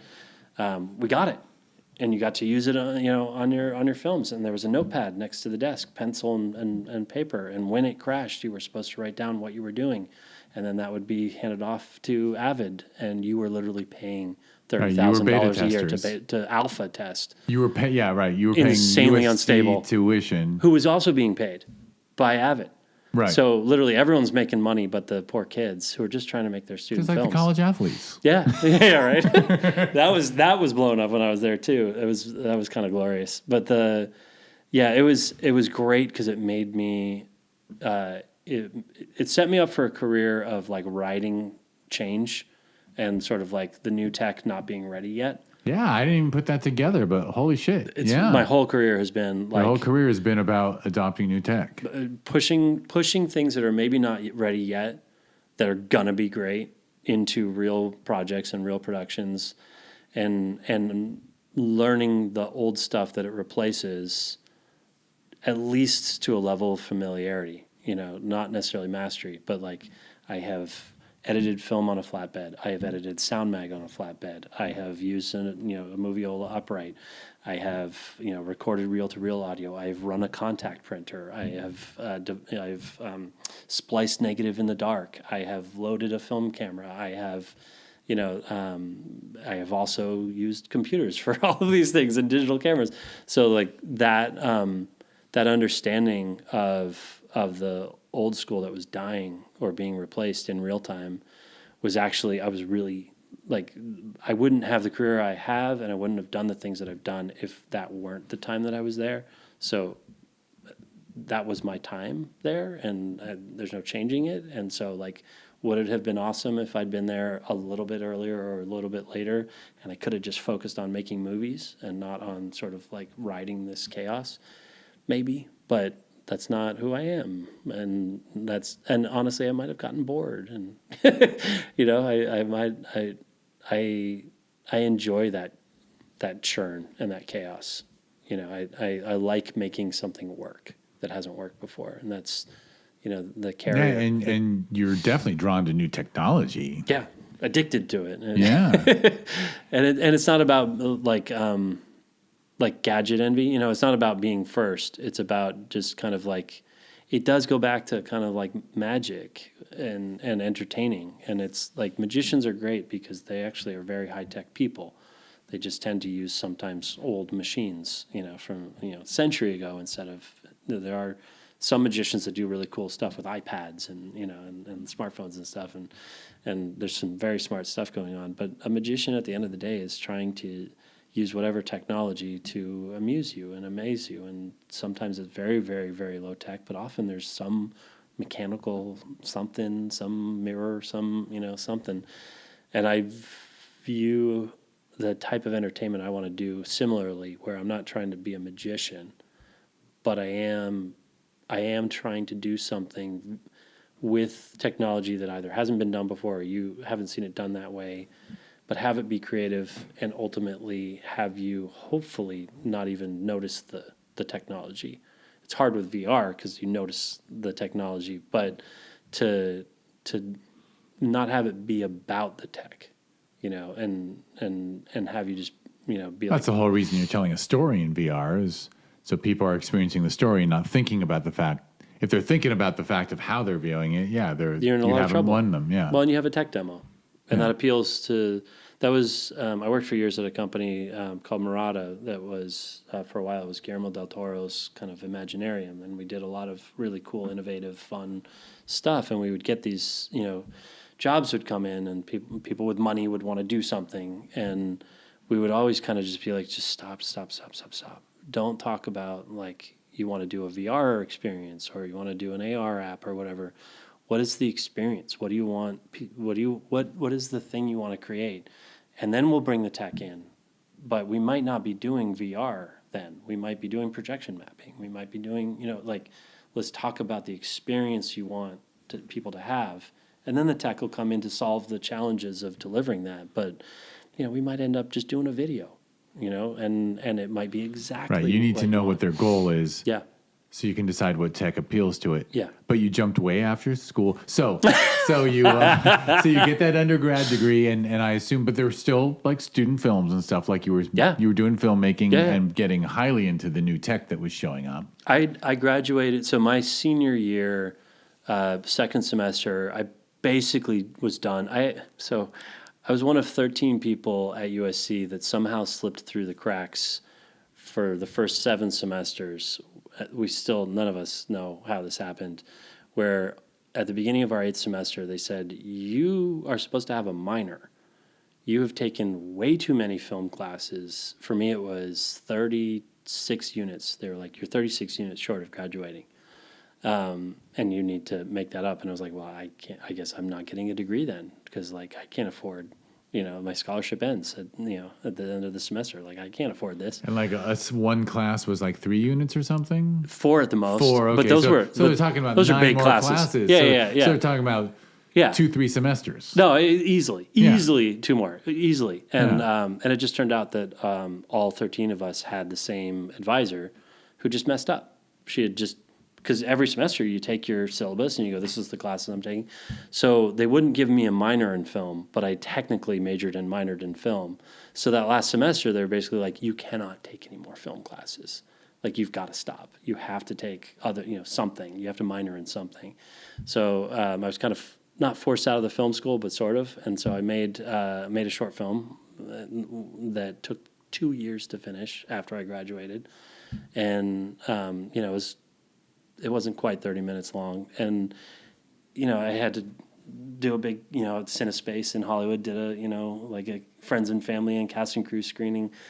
And I wasn't embarrassed by it, but I was better than the person that made that film 2 years ago. It just took so damn long, and I had grown so much in 2 years of just general career and making stuff and working on things.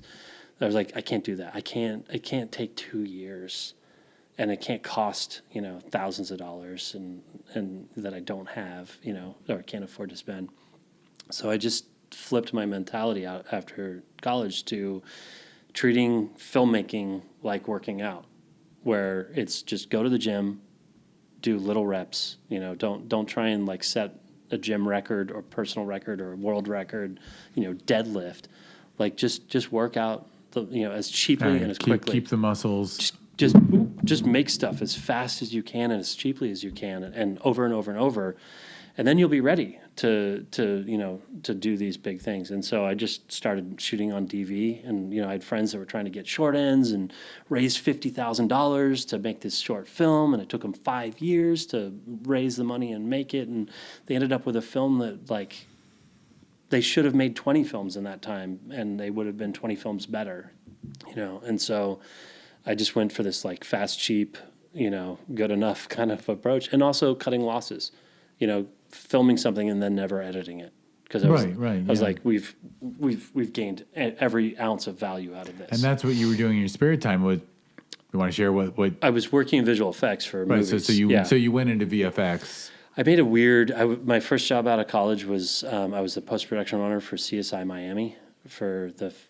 I forget how many months I was on it, and that one position was the worst job in LA. Like, the show was fine.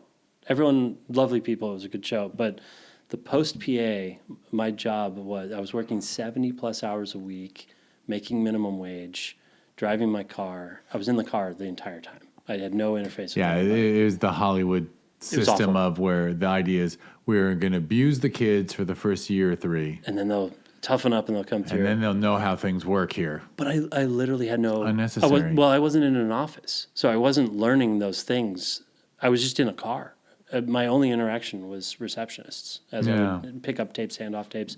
And I was doing this pentagram of encore in Hollywood for dailies, drive up to Santa Clarita to dub the dailies, drive down to TV studio, the CBS lot to distribute, various executives, visual effects in Santa Monica, the stages in El Segundo, back up to Santa Clarita. So I was just in the car all day, every day, and just kind of alone. And I was like, all right, so like, how long can I, 40, when I'm 40, will I have, like, can I leave? Like, I hate this. And, the company that was doing the visual effects also hated CSI Miami. It was this amazing company, Asylum, that was in Santa Monica. And they were always late. So they were always trying to keep me entertained so I wouldn't report back that they were running late. So they would give me food and just treat me like a human. And at one point, one of the producers came out and he was like, "You're here again? We should get you a desk." And I was like, everyone kind of laughs. And I was like, "No, actually, seriously, though, if you're hiring, I hate this job." And you literally literally said that. They looked at you and you're like, "We get it." Yeah, well, and I was sitting with one of the owner. It was a husband and wife owner, and Australians, and just very like no bullshit kind of humans. And so I said that to her, and she laughed, and she was just like, drop off your resume that, tomorrow and, on your next run. And they hired me, and I ended up in visual effects. And that was a huge mistake. It was visual effects, especially in that sort of like 2000s-ish to 2013, is not part of the filmmaking process. It's a vendor. You don't talk to filmmakers, producers, editors, directors, talent. You work in a dark room with a bunch of other nerds doing a bunch of stuff that hopefully nobody ever notices, because you're doing ideally like invisible visual effects, where people are like, oh, wow, I can't believe they put that boat on the water. And I was like, the water's not real. Like I loved it. And I owe the rest of my career to it. But if I want to be a movie director, working in the bowels of a visual effects company is not a path. There is no path. You can't, Right, so you had that goal. That goal was in your mind. I wanted to be a director. It's like going to business school where they only train you to be CEOs, and then they kick you out, and you're like, where do I start? And they're like, well, I mean, obviously you're a CEO, so, probably just get hired as a CEO. So USC definitely, as a film school, was like, you are a cinematographer, you are a director, you are an editor, you're a producer, you are above the line. And you're 22 and you don't have any, connections in this town and any like one to call. It's kind of directionless. It's like, then I stumbled into CSI Miami, and I stumbled into visual effects, and, didn't have like a clear goal or a clear path. I had a clear goal. I want to make movies. I want to direct. And so then that combination of like slaving, 80-hour weeks, 90-hour weeks, 100-hour weeks on films with no path to that, and then nights and weekends making shorts as fast and cheap as I possibly could, and doing a bunch of high-tech improv comedy and stuff. That's where the AV Club, my company, the name comes from. We were an improv troupe. Right, so some performing too. Performing, yep. Performing. Which you've yet to mention. I don't love being in front of the camera or on the stage. I love improv, but I always loved the group mind, like collaborative.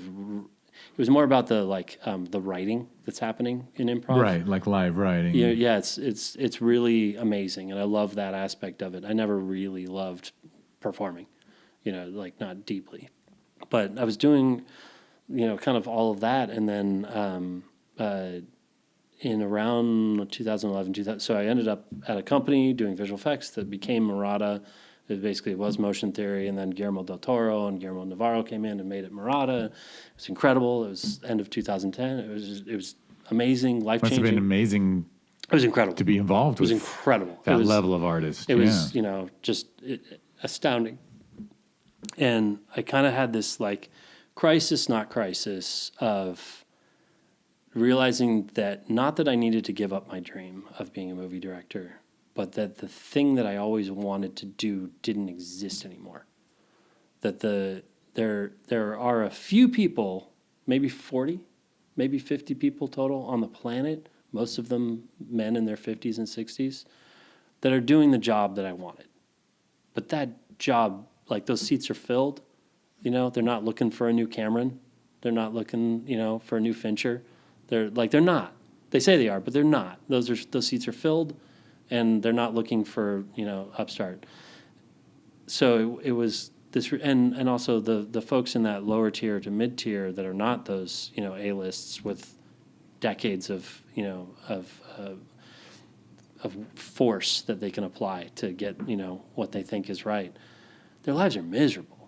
And getting closer to directors and watching how hard it is to get the money, how insane the notes are from the studio, how just like you're basically like the CEO of a really insane startup, where like the investors are insane, your team is insane, everything's insane, it's all melting down at all times. And I just realized that kind of like that studio filmmaking by committee, I didn't want that. Right. Right. You decided like that's not the job I want. Yeah. And it was right around when I was kind of like, I've always been doing this like internet stuff, and I was one of the first 100 YouTube partners, the AV Club, our group. We were doing these crazy improv shows, and then we started doing, video sketch on the web, and we were early in there, 2006, 2007, 2008, front page of YouTube. Like we were, kind of crushing it early on. And just looking at that, looking at how I love technology and a lot of like the film stuff. Sure, visual effects is full of technology, but they're just not like embracing like interactive and branching narratives and immersive and these things that were kind of cool. So around 2012, I kind of was like, I didn't give up my dream, but I recognized to myself and my wife and my family, or I wasn't married then, but my girlfriend then, that maybe I'm an interactive director. Maybe I'm not a movie director. I'm not a commercial director. I'm not a music video director. I'm not a TV director. I'm not one of these things because I don't actually like that.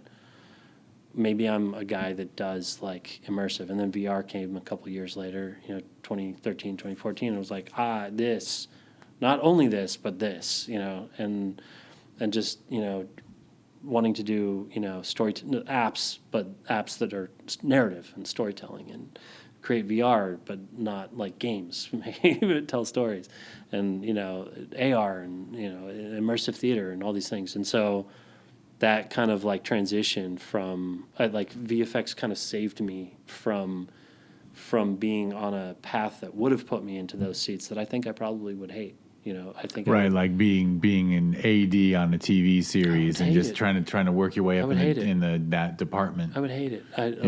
I don't think. And like you said, it's a pyramid. Yeah. And there's very few seats at the top. Very few people get to the top. And yeah, being a TV director, you can make good money. You get a life, but. Yeah. Are you doing what you... Every one of them says they'd rather be making features. Well, and I think that was what it was, too. Like, around that time, 2010, 11, 12, getting closer through Murata to, top talent, top directors, and all they do is complain. And they're miserable. And they're miserable about things that I would think wouldn't be problems for them. Like, I've got this idea. I've been working on it for a decade.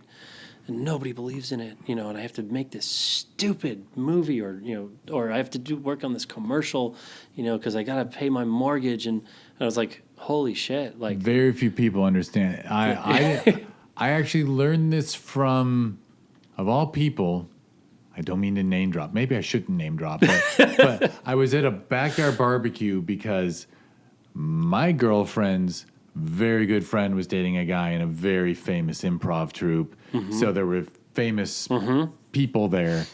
And I met Dan Harmon before he was anyone. Yeah. He was no one. Yeah. Back in the Channel 101 days. Yeah. Yeah. And my girlfriend at the time told him how a film I'd made had just done the festival circuit, a feature I was hired to do. And he's like, you've seen your name like on the screen? Yeah. But he said that he had a script that all the people at DreamWorks loved and that he had sat in a room with Spielberg and Spielberg said, I love this, but the studio said no. Yeah. Like I was like, so Spielberg doesn't have... No. And he's like, no, even Steven Spielberg can't say, I want this made. Yeah. This is what I think will be good. He's still dealing with a studio that says yes or no, and their decisions are based upon not art. No, certainly based on commerce and maybe just based on whim. Yeah. Which is even worse. But the idea that those guys can't do what they want. No, and that was a huge part, too, of not wanting to ever get in front of the camera, is how much of your fate is in other people's hands.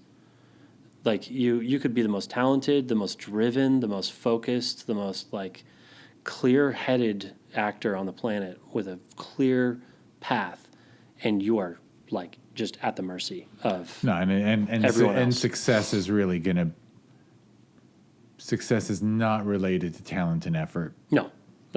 You need it to have prolonged success. Yes. But it is, and it's a cruel process. The audition is crushing. It's crushing. It actually is. It's crushing. No, and it's But the director, but it's a cruel process everywhere. So you looked at the cruelty and you were not a fan. I was, there was this other thing that I was better at that I liked. That, like, as a film school graduate that wants to be a director, you couldn't even throw a dart and hit. you know, like you wouldn't even, the dart doesn't leave your hand and you hit somebody like me in that category. But then in this other category, I get to do stuff where like literally nobody knows what they're doing, you know, especially like VR in 2014, 15, 16, even 17. You just tell people what we're going to be doing. And they have, and they, you know, like in the same way that you're making it all up in any career, you're making it all up and you don't have to fight tooth and nail, you know, to, you know, like it's not this, you can just be like, I think we should do this. And I think we can do it. And I loved that sort of freedom creatively to like be at the top all of a sudden of be, you know, it's a big fish in a little pond kind of concept, right? But it's also like, you know, a fish in a new pond more so than big, small, whatever. You know, it's just like nobody cares about this stuff at all yet. And I think it's cool. And I think I can see You can see ways to tell a story through it. yeah, I can see how to do the stuff that I came to this town to do, but in this medium that, you know, is the DGA going to ever recognize this? Probably not. Am I ever going to, you know, when They will as soon as it's making someone money. Oh, of course. Right as they're kicking commercials out. But until they'll be like interactive. Until there's immersive money, the DGA will be like, Totally. not important. Well, and that was like, what's his name? It was Almodovar, you know, wins an Oscar that didn't exist, and then they immediately canceled the category after he won it for his you know, VR experience that he did. You know, it's like there's definitely an element of that of, you know, like the cool kids are going to ride in, you know, at some point and cash grab and get out, and that's happening on Apple right now. The Vision Pro, it's all people that, you know, are basically at a 2016, 2017 level of understanding of the potential of VR, you know, that have money and names, and, you know, they're getting to make things that are cool. And, you know, some of them we wish we could have made, you know, but the technology wasn't there or the money wasn't there. So there's definitely an element of that, of like the cool kids are going to come in and, you know, the jocks are going to show up at the party and start making some noise. In theory, you did sign up for it, I guess. Like by Totally. being cutting edge, Totally. you're like, yeah, I'm going to bust my ass and tell stories this way, and then someone will see how it's done and do it better and then more expensive, and then do it with Yeah. big money behind them, and and then they'll be famous. But we still know who Moliere was. Like pioneers don't disappear. No, and I think the thing too with, I took that mentality that I had after film school of like putting in reps, and I just kept saying, like, VR in particular, it's not unique to VR, but it's definitely like really true in VR, because the headsets are constantly updating, because the software is constantly updating. Unless you very consistently maintain stuff, it becomes unwatchable in like 6 months, maybe 12 months. Like, it's just literally, it won't play anymore because the headset updated or because this expired or that or whatever. So we're not going to be making, you know, Citizen Kane. Nobody's going to be making the Citizen Kane of VR. So let's take that pressure off and let's just do the best we can. And like each thing we make is going to be better than the other. And I'm not saying we're going to make bad things. I'm just saying take that pressure off that this thing is going to be around for 40 years. And, you know, like, no, this is you know, the cellulose nitrate, you know, it's going to disintegrate, you know, like this is going to get lost to the ages, but our knowledge and stuff won't, and we'll be good at this stuff now. And then when the money does arrive, you know, we'll be uniquely positioned to know how to do this stuff and have that track record and, you know, be able to do stuff. And that's been true. You know, everyone that was kind of around then has been able to kind of like either keep doing it at increasing levels or parlay into some other, you know, medium. Like I would not have been hired at Sphere if I didn't make the Carrier. So is it the Carrier helped you there? Wow, that's fantastic. The Carrier forced me to learn how a bunch of hemispherical video could work in terms of workflows. And it uniquely positioned me as one of the few people at that time that I was, you know, starting to consult and then hired that knew how this stuff worked. So it is valuable, not necessarily just in the stuff we're making, but the fact that we're making it is valuable. And that's you know, part of my dealing with the jocks showing up and drinking all the beer is like I'm at the next party. So I'm Right, you left that party, yeah. or like I'll come hang out, whatever, but like it's not my world. I'm not a VR director. I'm not an AR, experience designer. I'm a very hard to describe because I'm constantly moving around, but the core is experience. Like the joy of experience design is that traditional media, you are telling a story about other people, characters, and the story is the thing on the page, the screen, the sound, whatever. With experience design, the story is what the experience tells their friends. In the same way that like the story of your day is not the content you watched, it's the stuff you did, the stuff you experienced. That's the story. So the story of the stuff I'm interested in is, yes, there's scripts, yes, there's dialogue, yes, there's video maybe, or whatever the media is in the experience. Yeah, where there is traditional storytelling in there, but at the core of it is the experience. And the story of the carrier is you are a baby in the back seat of a car stuck in a traffic jam, watching your parents continue to fuck up repeatedly, putting everyone's life in danger, yourself included, and you are helpless. Like you. It's not about Carolina and Nick in the front seat, mom and dad, making bad choices. It's the fact that you are stuck there helpless. Yeah. As this unfolds in front of you. You can't even move. You can look around. Yeah, you can look around and you can't speak. You're a baby. Of course you can't speak. And, and so like that's storytelling, is creating an experience that becomes a story that somebody tells, and so you're not telling anything. There's Spielberg in like 2015 or something. He was like, this virtual reality stuff is extremely dangerous for us creatives because the audience, we've lost control of the audience's gaze. They can look wherever they want. To which I say, that's the fucking point. Like, and I got excited when he said that because I was like, Spielberg's out. One less person to compete. If he said this stuff is rad, I want to jump on it. I'd be like, fuck. Then it belonged to him. Yeah, he's got all the money, he's got all the contacts. So I was excited when Spielberg said that. Oh man, if there was a VR version of Ready Player One, all over. I mean, yeah. That has VR written on it. Would have taken a jillion years to render. Well, and like Cameron said similar statements about, VR is really good for production design. It helps you sort of, see an environment. But, Del Toro hated it. The traditional folks that had the privilege and the reach to really hit it out of the park all shat on it. And that made me so happy because it was just like, I've got a shot. I got a chance. I'm in the sub-minor leagues over here, and the guys in the major leagues just basically said, no, thank you. Not for us, not for us.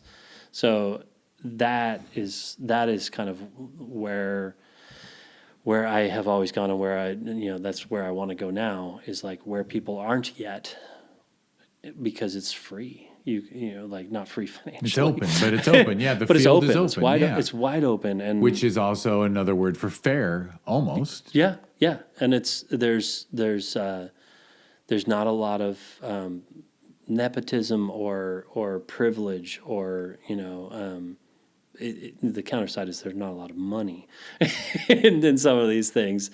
Like you spend more sometimes than you make, but the freedom you get as a creative, it's like I looked at Hollywood and was just like, that looks like a nightmare. That looks like an absolute nightmare. To my personality type. I'm sure there's people that enjoy it, but I would much rather go over here and do something actually stimulating to my brain.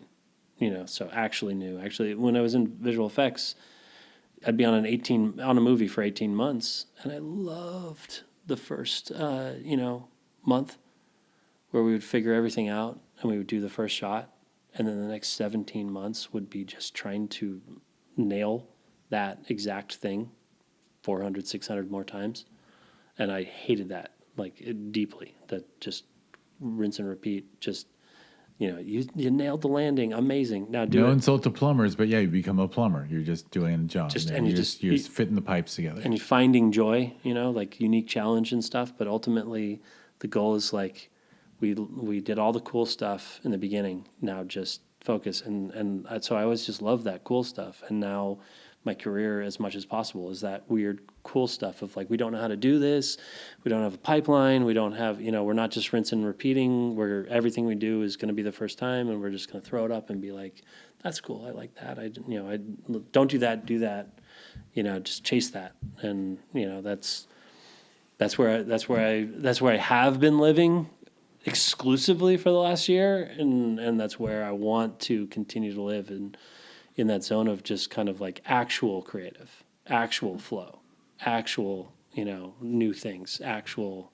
Well, on that note, I mean, are there scripts? Have you written out like plans for what comes after the carrier in this medium? There's stuff that I want to do still in VR. There's a couple, call them short filmsy, immersive, kind of things.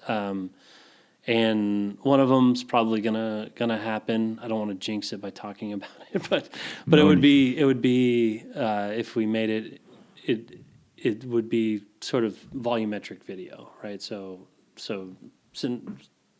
real video, real photographic, photoreal, not CG, not animated, not anything, but not 180 video, actual like 3D video, and not 3D stereo, 3D like volumetric. And there's a few companies that are doing really interesting stuff in that space that I'm talking to, working with, and genuinely hope that this thing could be a great project together. So honestly, a technical step beyond the carrier.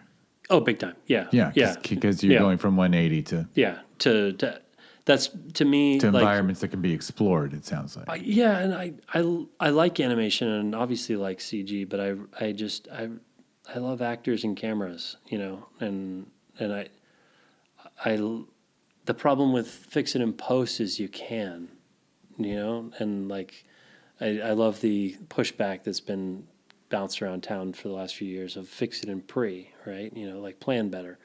And it's like, I've always said fail into visual effects. Well, fix it in post is a luxury of wealth.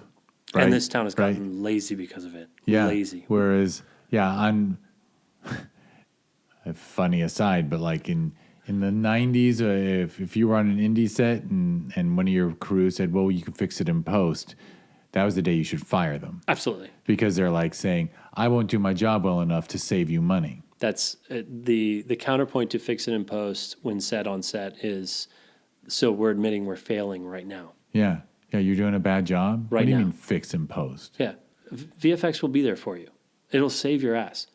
But it can't be plan A.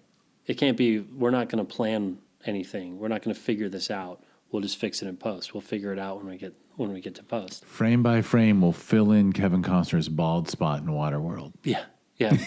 Which could have been. I don't know why that one occurred to me. But they could have just been. used a toupee. It could have been solved in wardrobe. In 10 minutes, a quick conversation. A camera test. Well, if his crew didn't hate him, they probably would have told him it was they showing probably up. Actually, but he could have seen dailies. How did he not notice? They kept him on the boat or something. I remember that story. I'll remember that for the rest of my life. I'm one day I won't remember my wife's name, but I'll still remember that Kevin Costner had his bald spot filled in frame by frame. Oh, yeah. For Waterworld. Well, something had to cost $175 million, so it might as well be that. Hilarious. But yeah, it's the prep, plan, actors, write scripts. And the thing I really like about immersive, video, 180, 360, volumetric, whatever, the type of acting that it requires is not brand new, but sort of brand new, where it's closer to being a con man than any other type of acting, where you need to convince somebody in front of you that this is real, that you are this character, that this is really happening, that you are thinking and saying and doing these things. It's hyper realistic acting because the person in the headset is going to kind of feel like they're there and they're going to kind of feel like this is real. So if you have, filmic acting or theatrical acting, they both feel really false. You know, like movie acting is just terrible. This is like the Movie acting. transition from silent to sound. Like silent acting it's a didn't big hold up to difference. sound, and Yeah. and color acting was different from black and white acting. And it's that stark. And on the Carrier, that was one of the theories, was that like there were the theories that a bunch of tests or a bunch of things we were testing. We were testing my theory that 180 is enough. It's immersive enough. The problem, 180 versus 360. In 360, you can't have a body. So if you look down, your head doesn't pivot. It rocks forward on your neck. So if you look down, you need to see a body. But if Yeah. you can see in 360, that's impossible because you might be backwards. So the body then needs to be rendered in real time, which you can do that. But now you have photoreal CG rendering. But if I'm white and I look down, if I'm a white male and I look down and I'm a black female, there will be a disassociative effect there where that's not me, that's not my body, that's not my hands. And that's might be the point, and that can be a good point. But if the point is for somebody to just look down, see their body, and go, "Oh, I'm really here," then it needs to be their body. And it's either there's no body, and then you're like, "I'm a ghost. In this world, I am a ghost. I don't exist, and I'm floating." And that, your brain makes that story. Or a logo, and you're like, "This isn't real. I'm in a video." So it's even worse now. Like the immersion, there is no immersion anymore. Now you're just kind of like, this is a 360 video. Or there's a headless horseman, and you're like, why? Like literally, just like no head. And those are your three options with 360 video. No body, and then they're going to assume they're a ghost. A logo, and they're going to be like, "I'm out. This is just a video. This isn't real." Or a headless horseman that's facing the wrong way, wrong gender, wrong side, everything. 180, you can have a body because you can't turn around and look down. And when you look at the edges of frame, you go, "Oh," and then you don't look there anymore. Right. Because once our brains know where the walls are, You go, "Okay." we accept them. Yeah, and so the big theory was 180 is immersive enough. Another was that the viewer is going to assume that they are in this world, and they're going to start assuming all kinds of things about themselves unless you tell them those things. So you have to say, "This is what's going on, and this is your place within this." And it's critical. You have to tell the audience, or they'll spend the entire time trying to figure it out.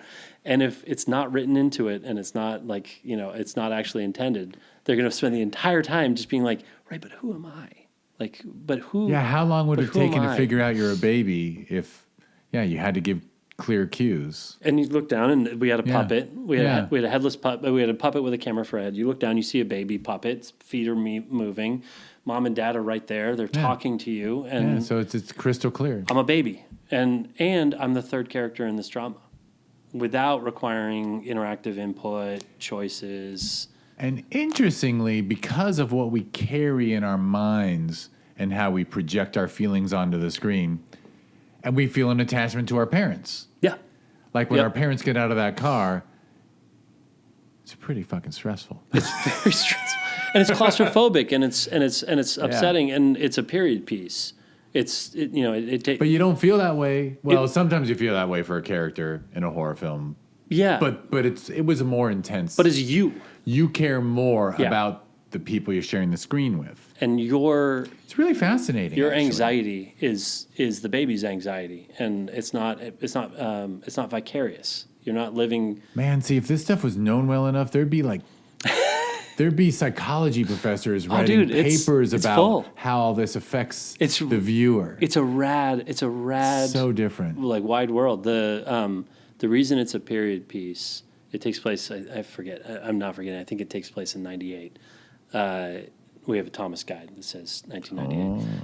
The reason it's Deep cut, Thomas guy. Wow. The reason that it's a period piece is that the folks who are most likely to see the Carrier were babies in the late 90s or early 2000s, hopefully, based on demographics. So this isn't a period piece short film. It's a memory. It's an origin story. It is the memory of a baby that we hope, we assume, we pray grew up. And so it's not a film, it's a memory. Like the whole short film, the whole experience is the memory of somebody that was a baby in 1998 whose parents made a horrific, Potentially bad decision. But you tagged on that ending. So I don't think it's bad for the baby. I think the baby survives. I don't want to ruin the ending, but the parents are the two worst ways to deal with any crisis. The dad is wait and see, and wait too long, and he's in action. The mom is on thinking action. We gotta go. We gotta get out. We gotta go do this. Let me go talk to her. We gotta pull over, do this. Those are the two worst personality types to have in an emergency, because one is thinking too much, one's not thinking at all, and you're the baby in the middle, literally, who they're not listening to, obviously, and you can't speak, and you're trapped.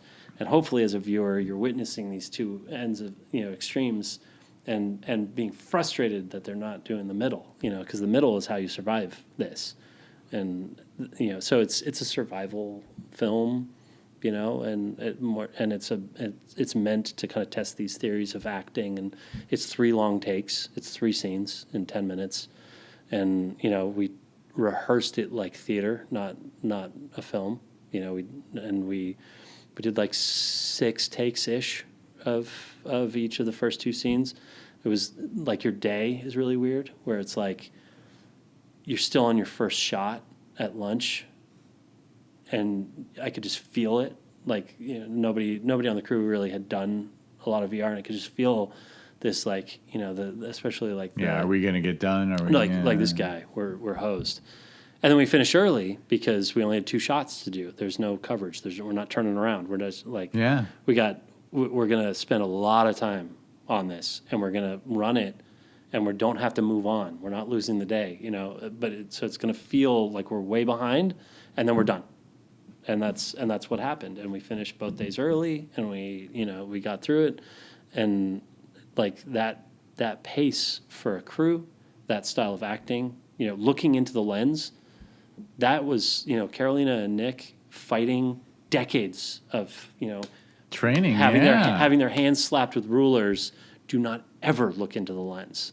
And that was like the first thing, like look straight into the lens. Yeah. And that, so it you have to be very believable. You have to be very honest, sincere. And that's why I say it's more like being a con man. It's creating a very believable reality for the camera, and not getting theatrical, not getting cinematic, not getting heightened or fake or any of those things. Like just, and I think if there's any failures in the Carrier, it's times where it did kind of traipse a little bit into cinematic, kind of like the zombie kind of component. It's a very cinematic thing, like it's a movie thing, and they're played correctly for a film, for a short film. Like that's how you would do that. But looking back, going back, it's like we got very far for something that was a total theory, and now looking at it, it's like you got to fight those instincts to make this more cinematic, more theatrical. You got to make it more believable. You got to treat the camera like punked. You got to create this you're punking the camera. It's almost mockumentary, right? You're creating it, but you're going to shoot it like it's real. Yeah. And the audience is they're in the headset. They're going to feel like they're there no matter what you do, say, think, or feel. Wherever you put the camera, that's where the audience is going to be standing. And if you're not putting that camera where that person would want to be, then you're going to be creating a lot of anxiety where the person's like, man, I really wish I was over there.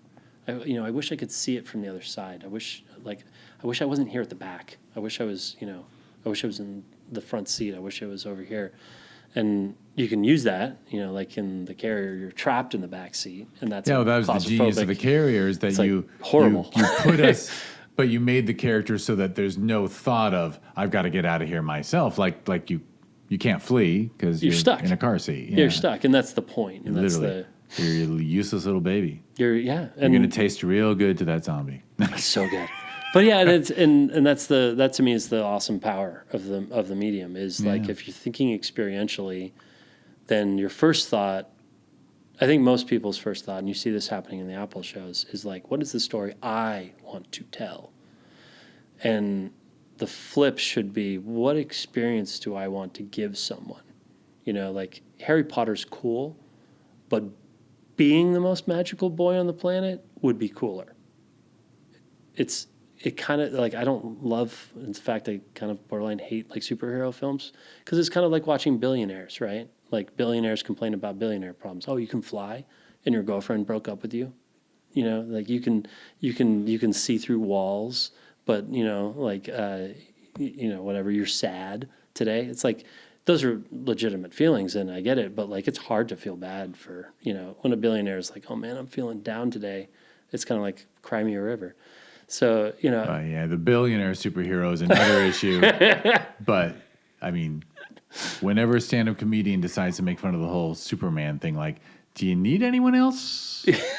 He's faster than the speed of light. So couldn't he solve every crime like in the next 5 seconds and be done? It's not relatable. It's not relatable, and it's worthless to me. I've never enjoyed it. I don't enjoy it, and I think that's the thing that Hollywood. And that Thanos guy had some good ideas. He wasn't all wrong, but the Hollywood is missing a seismic shift that's happening right now, where like audiences are starting to, through video games, through VR, through immersive entertainment, through TikTok, Instagram, YouTube, Twitch, they're getting used to being part of the media that is being created.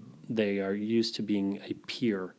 If you're on Instagram, if you're on TikTok, you are not a fan. You are not the audience. You are not third person.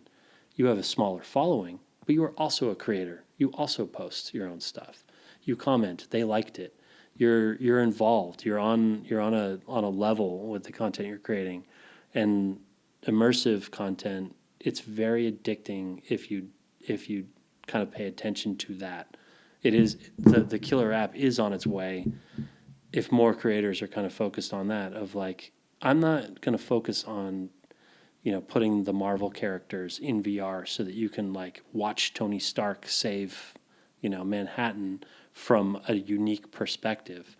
I'm not going to, do Harry Potter VR where you get to watch Harry Potter and all the cool kids at Hogwarts do all these cool things. We're going to create news stories where you find out that you got the golden ticket, that you are you're the golden child. You are the coolest, smartest, best, fastest. You are the superhero. I think superhero experiences will be very compelling. You can fly. You can see through walls. You can lift cars. You can, you can sling spider webs. You can do whatever. That's a very compelling thing, both to create and to experience. I mean, you're recreating lucid dreaming. Yeah, literally. And it's different, and it's not movies, and it's not storytelling, and it's not filmmaking. Yeah, it's experiential. Yeah. It's different, but it's the same core kind of drive, It's like movies, growing up watching movies, it's very immersive, and it's very vicarious, and you want to be Superman and Batman and whatever, and like you want to do those things, and especially when you're little, you pretend you can, and in your head on some level you can imagine it, but the technology now lets you live it to the degree that you almost remember it as a memory versus like something you watched, and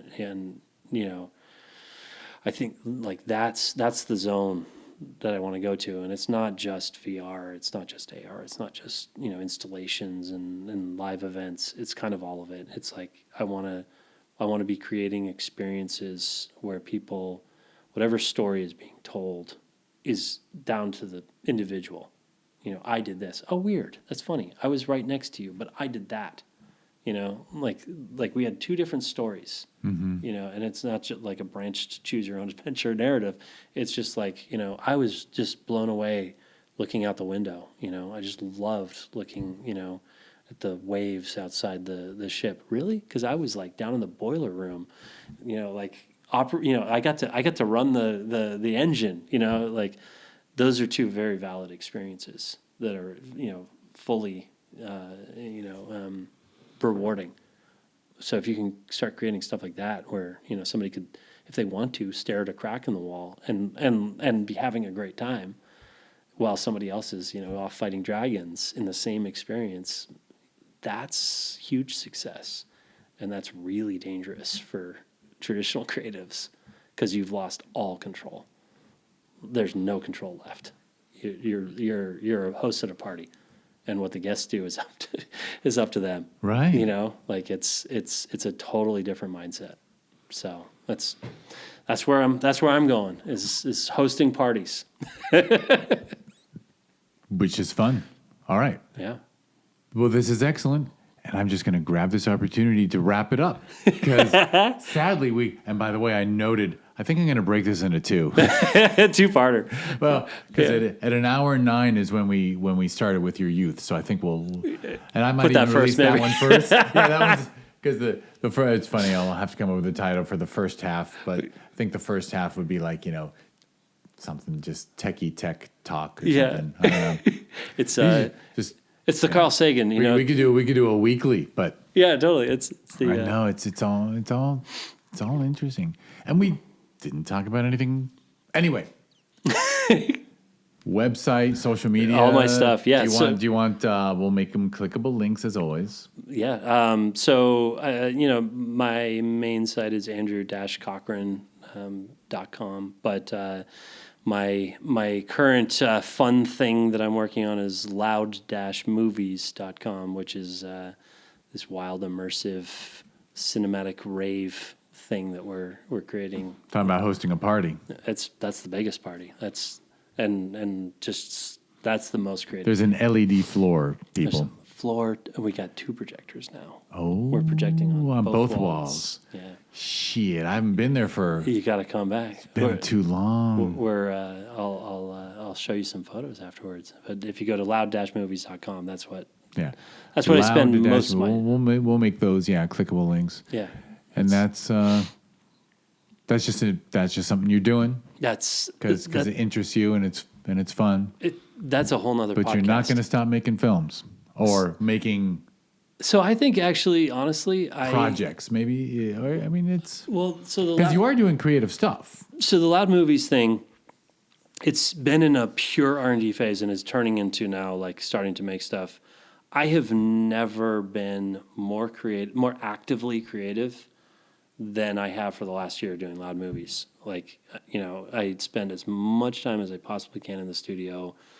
We're transitioning from just kind of cutting other people's films up and trying and seeing what works to just kind of like figure it out into now we've kind of figured it out and we're making stuff. So we're working with other filmmakers. We've got stuff we want to make and transitioning from that kind of, I've been calling it the bootleg mixtape of just mishmash, just try some stuff and chart a path to now be on that path. And I am creating more on a daily, weekly, monthly basis than I have at any point in my life. And, we've got stuff that makes people laugh. We've got stuff that makes people cry. We've got literally cry. We've got stuff that, amps people up. And I have never created that much stuff that has that much real impact on people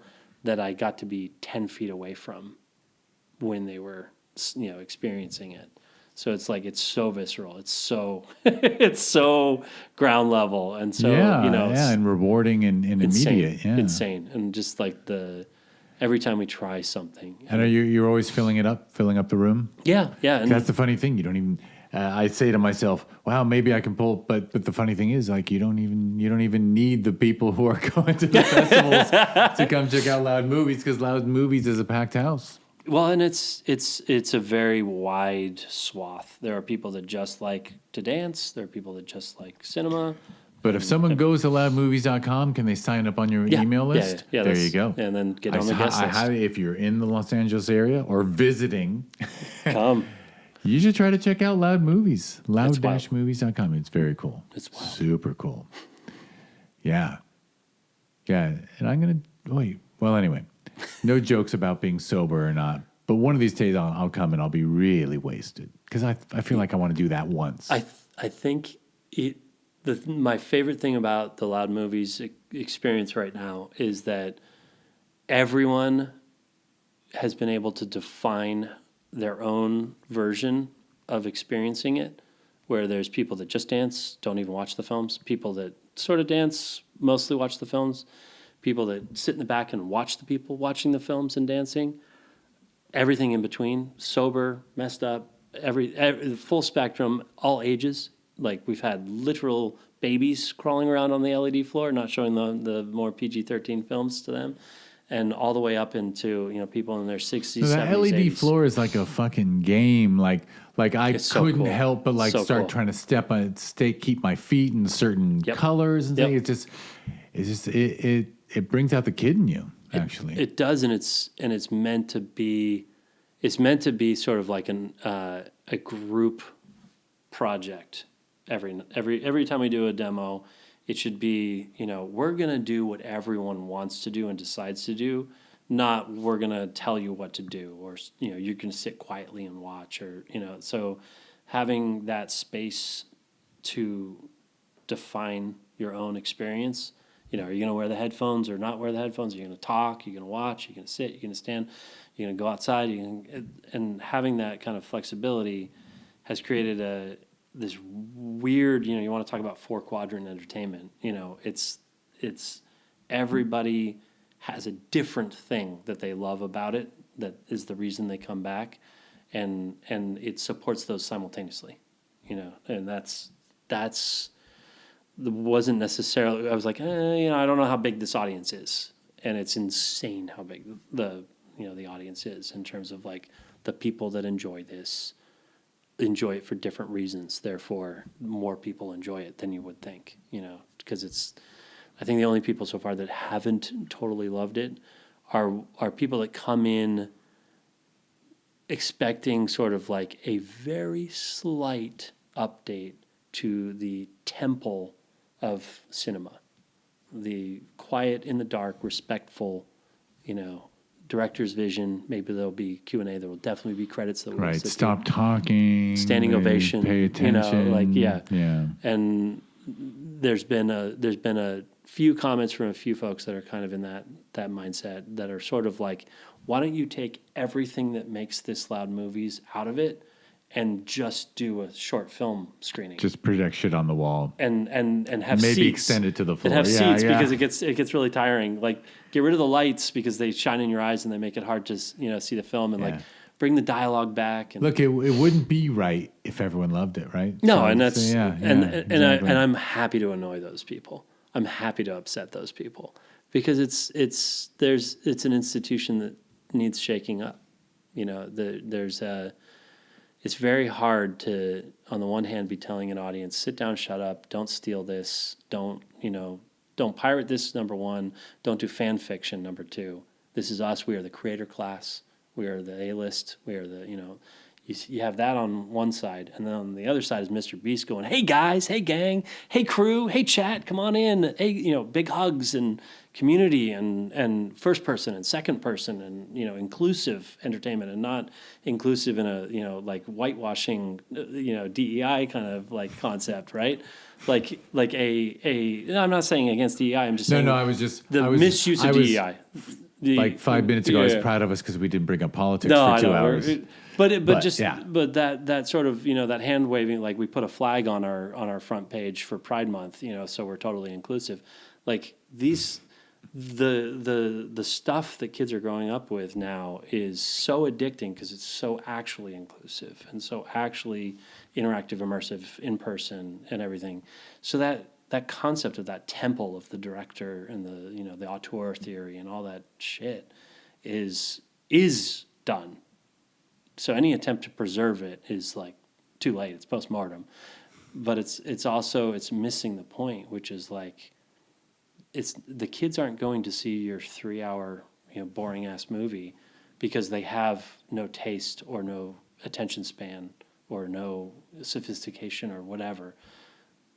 This this crew over here is saying, come on in, we're all equals, let's have fun. And you're saying, shit, sit down, shut up, give me your money, and kneel at my temple. We're at a bad fork in the road right now in terms of if that's the temple you want to build, like the audience is going somewhere else. They're going somewhere, that's much friendlier and welcoming to them. And so I like that aspect of Loud Movies where it is kind of, there are no credits. There's no, there's no Q&A. There's no, the director is on equal standing with the DJ who is also not on a pedestal, who's on equal standing with the folks running the lasers and the lights. Those are all co-creators and they're all equals, and that's great. That's it is special. And not coincidentally, you kind of described the improv troupe. Yeah. All right. Well, with that said, Andrew-Cochrane.com and loud-movies.com. You're a dash man. I got dashes. You got the dashes going. Those are the clickable links. I will wrap this fucker up. I haven't cursed enough this episode. I curse a lot and I was being really careful. You don't have to be. I know. I was being really good. But with the subjects we were on, I was just being on my best behavior. There's no need to, When you come up in visual effects, you swear a lot. It's a pirate ship. You have people working 18, 20, 30, 40 hours. Yeah, no motherfucker's a compliment. Yeah. That guy's a motherfucker. Yeah. When the computer breaks and you're on your, 90th hour for the week, you don't have a clean mouth. No. All right, so thank you, Andy, for coming over. We're actually going to do a quick podcast after this one where Andy will answer the Discover Indie Film 4 questions, which are name 3 favorite films, underrated film, overrated film, and a lesser-known film for people to seek out. God, I'm good at doing that fast. All right, so if you're listening, please like and subscribe. Be cool, be nice, be kind. If you want to learn more about this podcast, or there was even a TV series born out of it, go to discoverindiefilm.com. On social media, it's always at DIFwins. And I don't check that anymore. My podcast producer, Karina, checks all the social media because I've quit, except for Blue Sky. I actually am on Blue Sky, so if you come in on Blue Sky, I'll probably see it. But I did this weird thing where I gave up the algorithmically controlling social media things, and I started reading books again. Yeah, that's not weird. That's good. Yeah, it's good. Healthy. Yeah, and it's good. And so few people on Blue Sky, it's like real quiet there. I'm on Threads mostly because I just get to swear. I get to swear and be mad. This reveals too much about me, but my Threads is full. I don't know why, but it figured out I was male. Oh yeah. And so if I go to Threads, there's just like algorithms. 100. There's 100 AI women. Yeah. Asking me to follow them. You gotta block. And I know I just don't bother because I never go into it. But it's so funny. It's like, hi. This is actually why they get me. I'll confess. Because I love reading the comments that it's dumb outrageous. men make. It's outrageous. So I see the artificial female who's better than human, and then I look at the comments and in the comment it says, I'm only 37. Does anyone? But I prefer men over 50. Are there any out there? Yeah. And then all these guys going, "Hi, I'm in Germany. Hi, I'm here." And I'm like, I find it. It's so watching that train wreck sad. makes me laugh. I love the ones but because I've clicked on them now, that's all I can get out of Threads. So but I don't care because I'm done with it. Doesn't matter. Doesn't matter. You're out of it. This is my tangent. So that's discoverindiefilm.com. If you're interested in film festivals, I'm just going to mention discoverindiefilm.org is the nonprofit that runs the Sherman Oaks Film Festival and Film Invasion Los Angeles.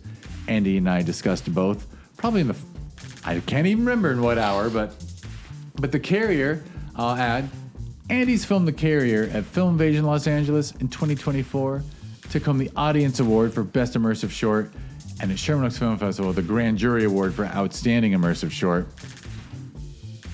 And you know what's cool is with Karina reaching out to people from last year, a couple more of the immersive people are coming on this podcast soon. Fantastic. Yeah. Fantastic. Yeah. I think all of them. Great. I know. Need 'em, It's need so 'em. cool. I know. It's like, wow, you have me thinking, I'll have to do a spin-off of I know. I'll Immersive. You're going to have film Immersive LA. Exactly. So I just mentioned the 2 festivals. So that's Sherman Oaks Film Festival every December. You can learn more at ShermanOaksFF.com, and it's at Sherman Oaks FF on social media. Its sister festival is Film Invasion Los Angeles. We hold every June. FilmInvasionLA.com, at FilmInvasionLA on social media. 10th anniversary for both this year, and we're whipping out some cool shit for that. Mm-hmm. And then on top of everything, next January of 2026, the Film Invasion brand is going to be in Lima, Peru. We're going to have Film Invasion Lima. I've seen pictures of the theater, the team down there. I trust them. Giving them, they get free reign. They're running the festival, but I'm going to fly down. That's I think amazing. I got a Google flight tracker working That's to try to amazing. get a better.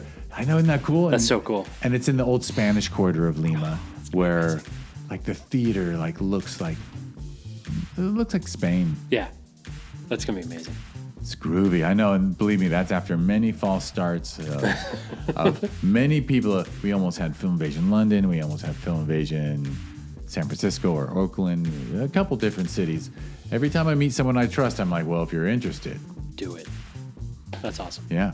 So one of these days, maybe you should talk me into like Film Invasion Immersive or something. I don't know. I'm telling you, Film Make it. Immersive LA or something. I don't Yeah, know. Film Immersive. Find Immersive LA. I don't know. We could find something. But I still like the idea of a 24-hour getting like a camera I'm company huge into to that. allow the to give people the equipment to do a 24-hour film chase or 40-hour film chase It's, immersive. I still to this day learned more, I think, in the 124-hour and then a 48-hour. Like I've done 2, film festivals. I did one in college and one after college. Probably learned more in that 24-hour and that 48-hour. The 24-hour taught me like a bunch of like obvious hard lessons really fast. Yeah, You know, yeah, like- it's a good. And then the exciting thing is then there'd be all this content, Yeah. and then anyway. All right, I mentioned Lima, so I think that's it. That's it. Well, thank Andy, you for having me. it was a pleasure. I know we could have talked Part for six- a part we six could have coming talked- soon. We could have talked even longer. I know. And I will thank everyone for listening.